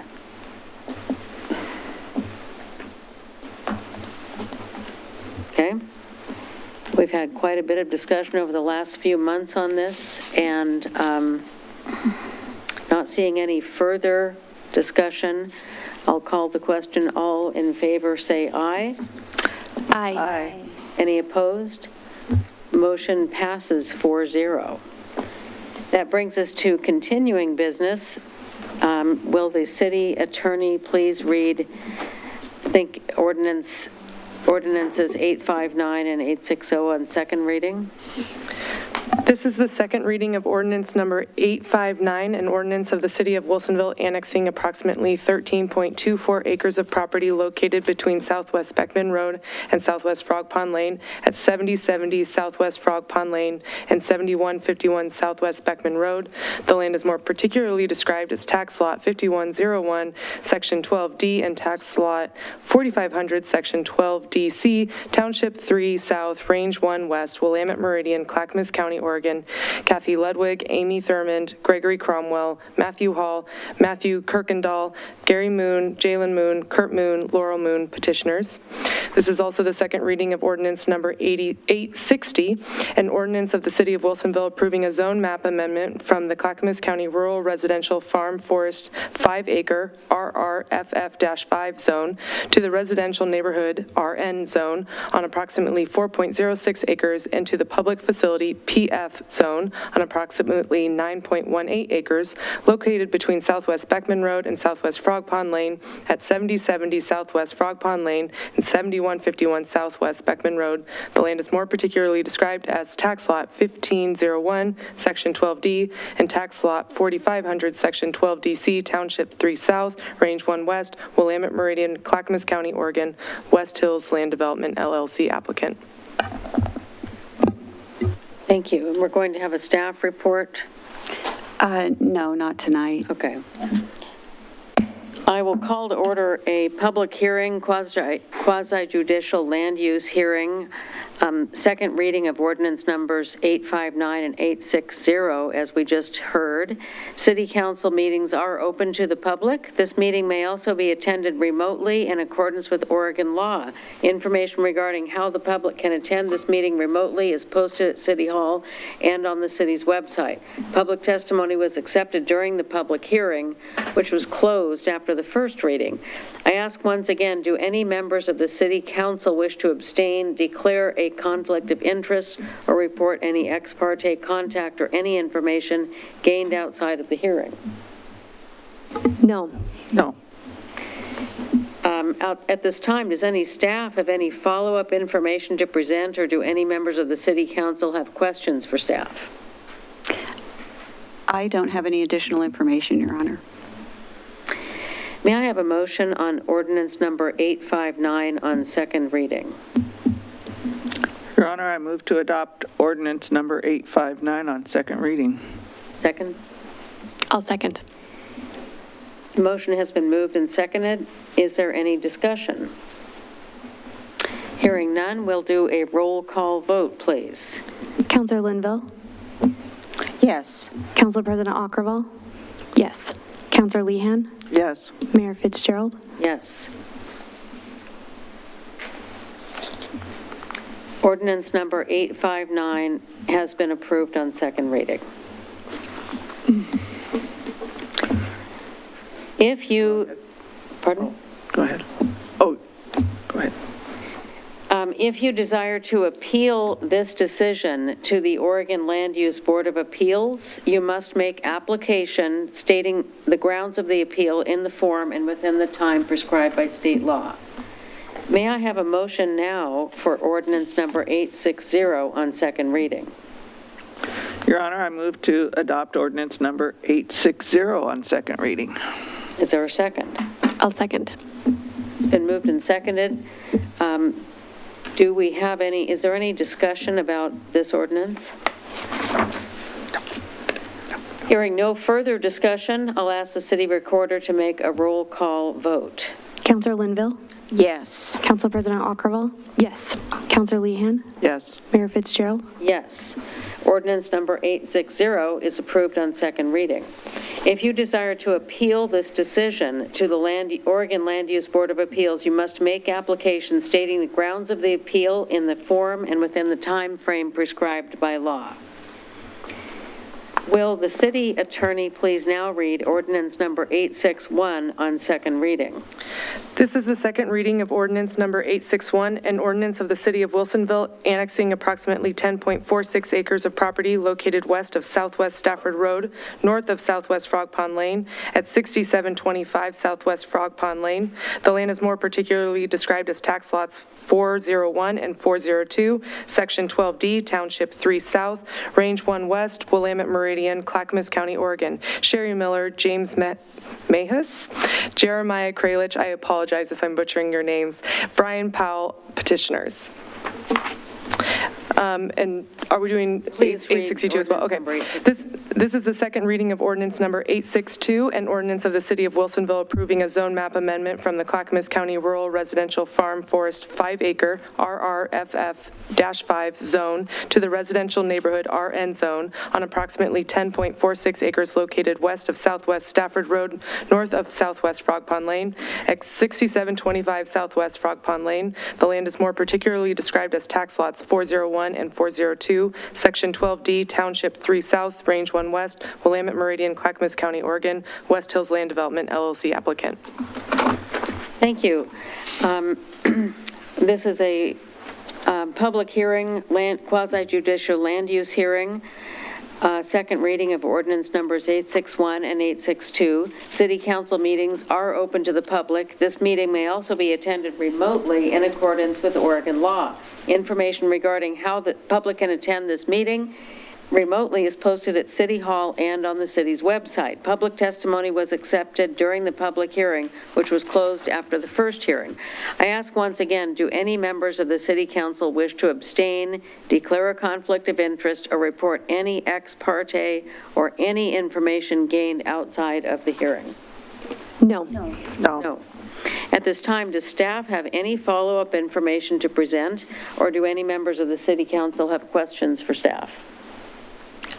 I do not have any additional information, Your Honor. Thank you. May I have a motion on ordinance number 861 on second reading?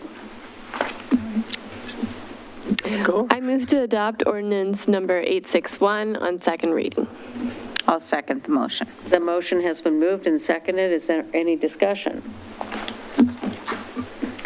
Hearing no further discussion, I hereby ask the city recorder to make a roll call vote. Councillor Linville? Yes. Council President Ockerville? Yes. Councillor Lehan? Yes.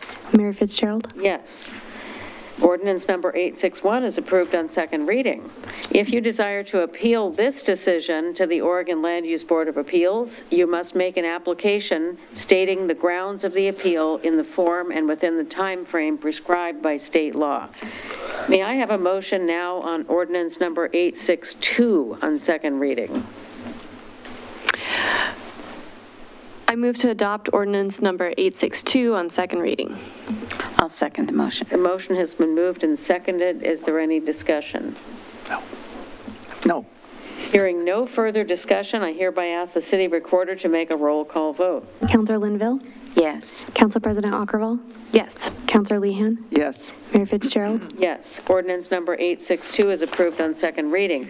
If you desire to appeal this decision to the Oregon Land Use Board of Appeals, you must make application stating the grounds of the appeal in the form and within the time frame provided by state law. We will now have a hearing on ordinance number 863 and ordinance number 864 on first reading. Will the city attorney please read the ordinances? This is the first reading of ordinance number 863, an ordinance of the City of Wilsonville annexing approximately 8.72 acres of property generally located between Southwest Garden Acres Road and Southwest Grams Ferry Road into the city limits of the City of Wilsonville, Oregon. The land is more particularly described as Tax Lot 100 and a portion of Southwest Grams Ferry Road right-of-way, Section 3D, Township 3 South, Range 1 West, Willamette Meridian, Washington County, Oregon.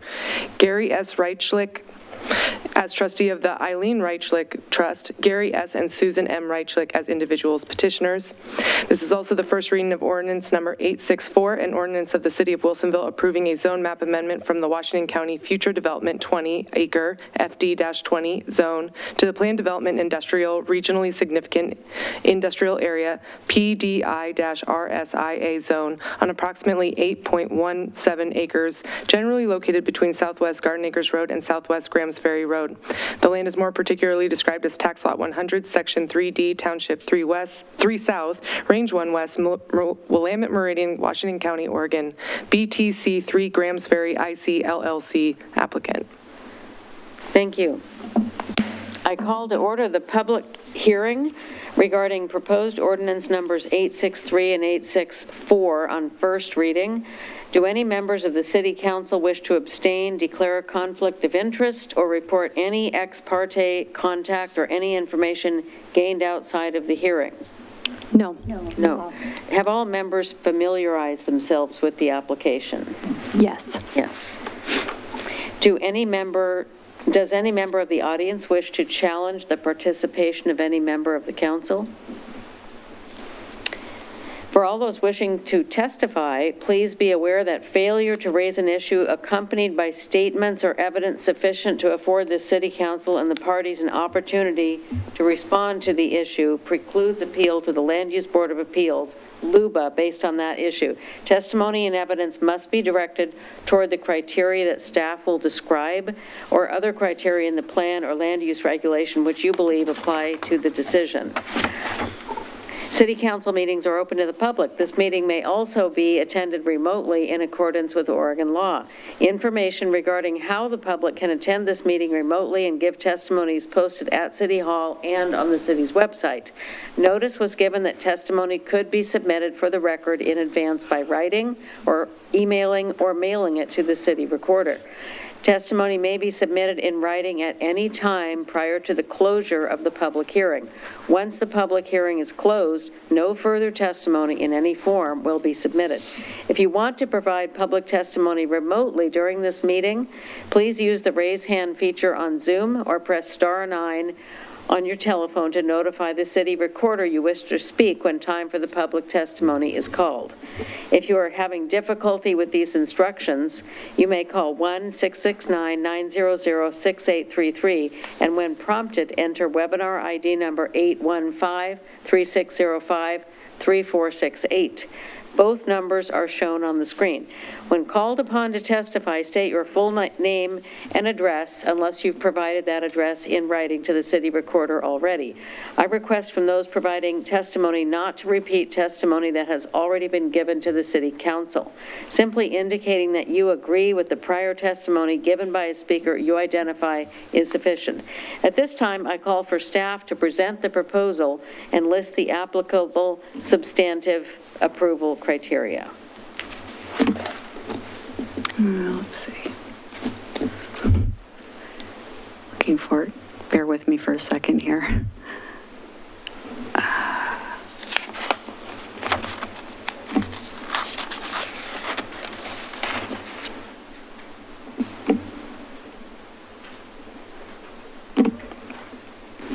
Good evening, Mayor Fitzgerald and councilors. My name is Cindy Luxhoy, Associate Planner, and I'm here tonight to present for your review ordinance numbers 863 and 864, which are an annexation and zone map amendment for the Black Creek Group Industrial Project.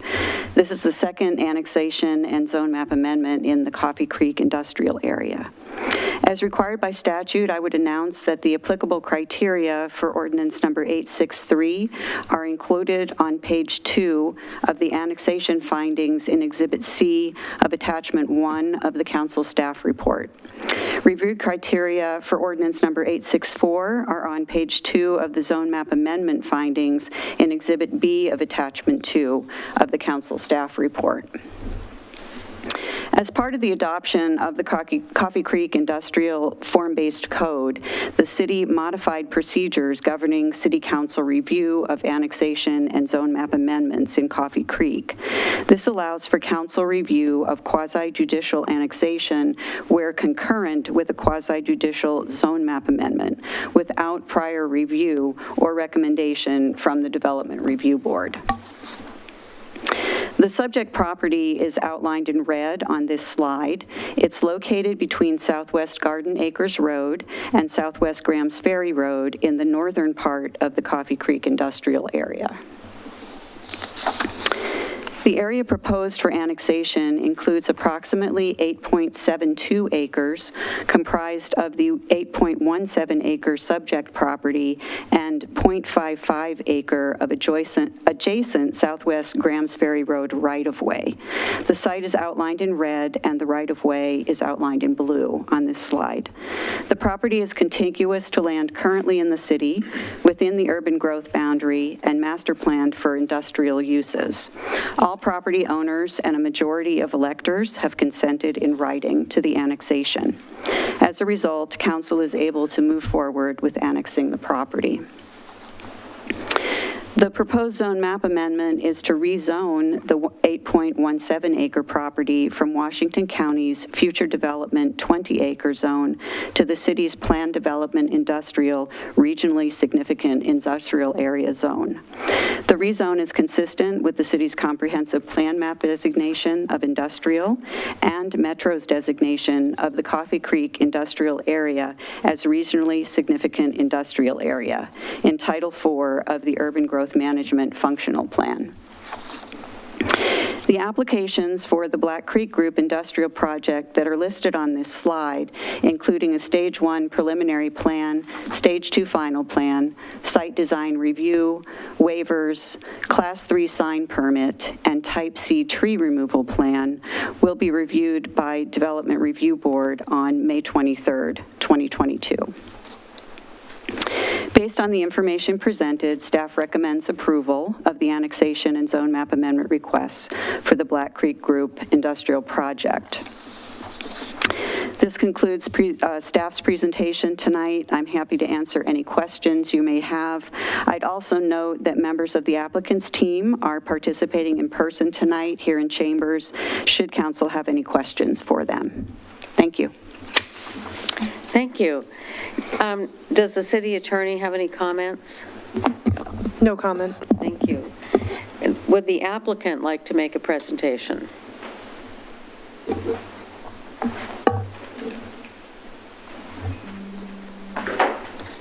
Thank you, and good evening.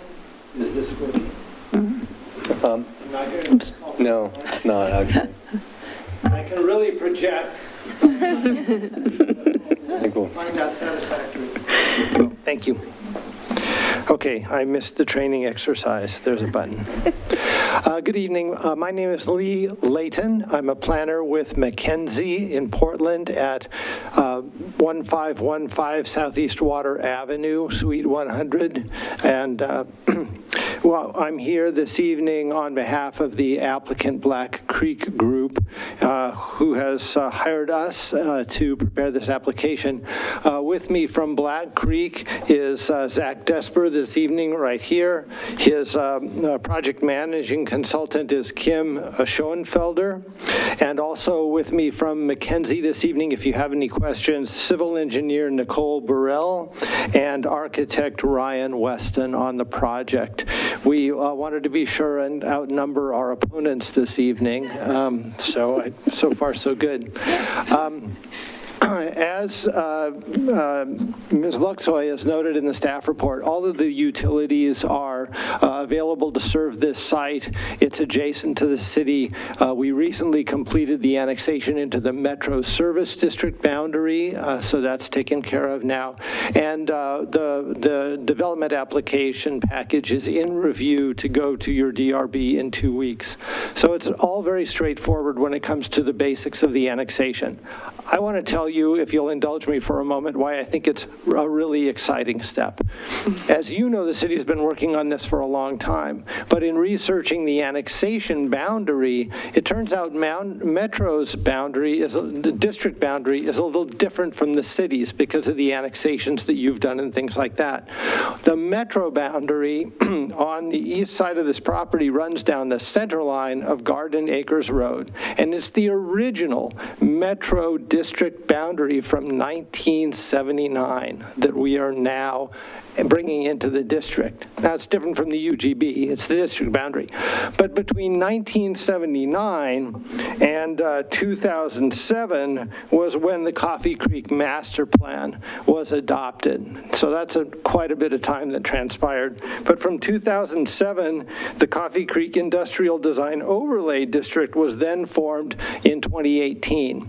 And another substantial period of time. But now it's 2022, and we're annexing the property and starting to really build things and bring jobs to Wilsonville. And I find that very exciting, that all of the planning work that the region and Wilsonville have been doing is now being realized with projects like this one. So I just wanted to celebrate that a little bit for a minute, invite any questions that you may have on technical issues about annexation and the proposed zoning, but it's basically a step in implementing the work that you folks have been doing here in Wilsonville very well for quite a while.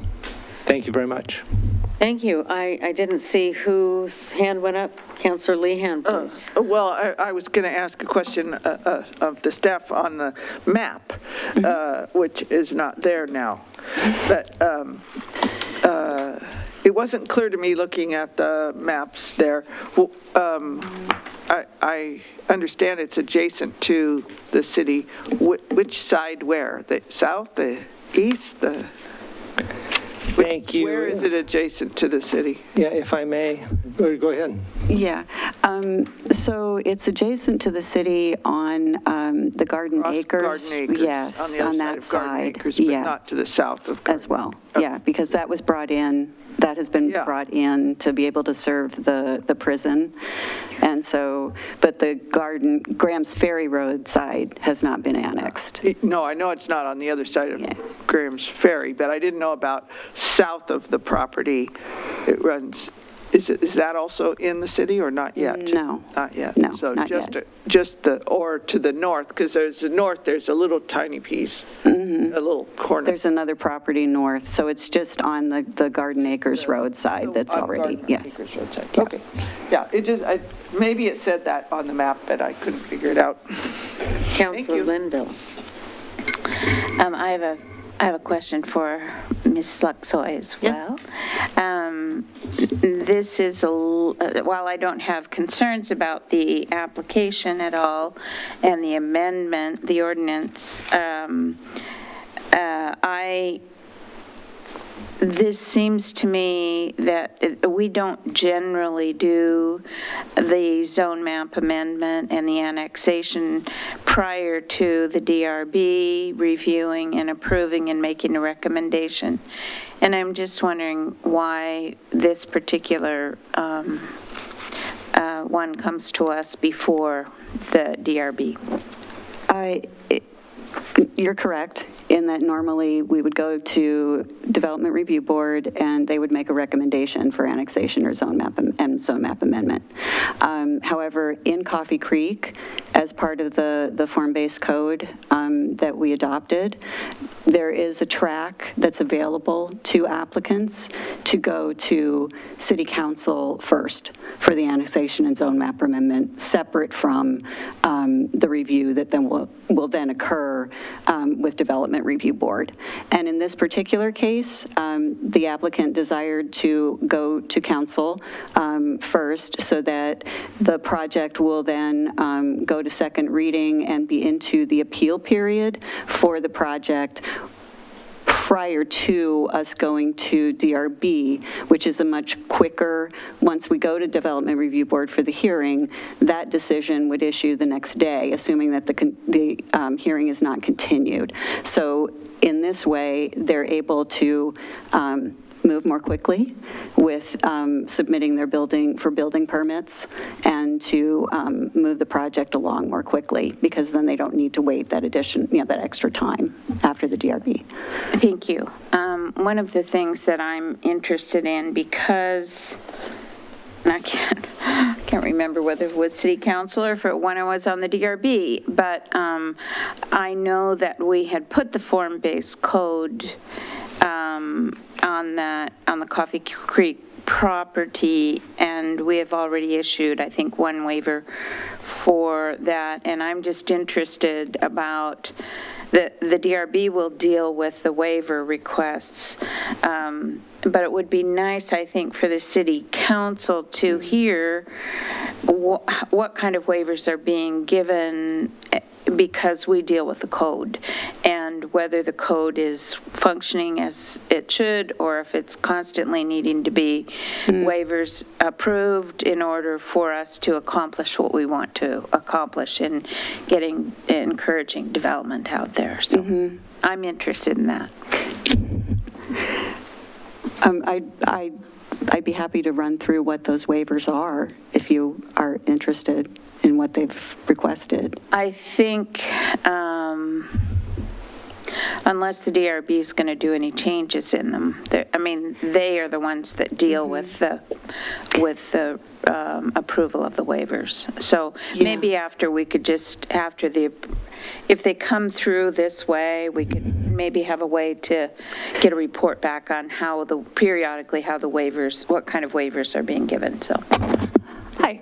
I don't think I have a camera on me, but just to jump in, Kim Reibold, Senior Planner. When we adopted the form-based code, one of the things that, because it was a question that came up with council, it was adopted as a pilot period, and we were going to do an evaluation either at the end of 3 projects or 5 years. I think we're at about year 4 now, but we have that 3rd project in the door.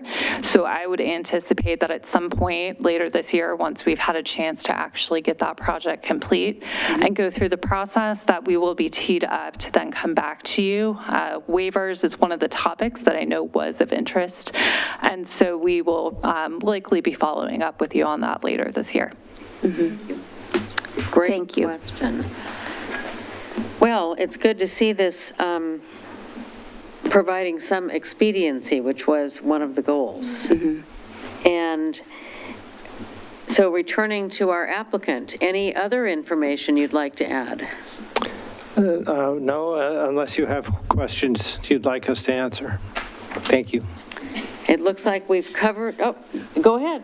This is the time. I'll just say, I don't have a question, but I will make a comment, because I think at the beginning you said that you were trying to outnumber with the participation this evening, but I think I do appreciate seeing participation and seeing willingness to answer questions and, provide any information that the council is looking for in order to make the decision. So I don't want you to feel like your visit to our council meeting was not productive.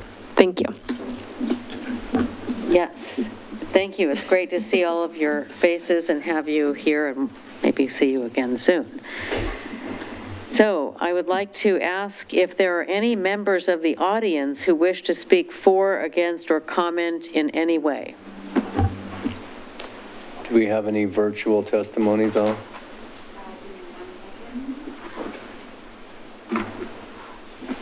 No?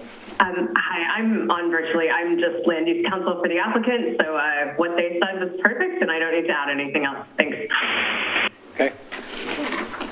Thank you. So I'm not seeing any other members of the audience wishing to speak, and due to that, there's probably not a necessary rebuttal from the applicant, but we have that opportunity.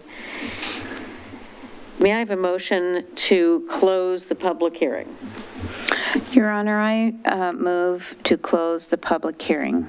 Is there a second? I'll second. The motion to close the public hearing has been moved and seconded. All in favor, say aye. Aye. Aye. The hearing has been closed. May I have a motion on ordinance number 863 on first reading, excuse me. Your Honor, I move to adopt ordinance number 863 on first reading. I'll second the motion. Motion's been moved and seconded. Is there any discussion from the council? Not seeing any discussion. I will call for a vote on ordinance number 863 on first reading. All in favor, say aye. Aye. Motion passes 4-0. Ordinance number 863 is approved on first reading, and it will return for a second and final reading at our next hearing.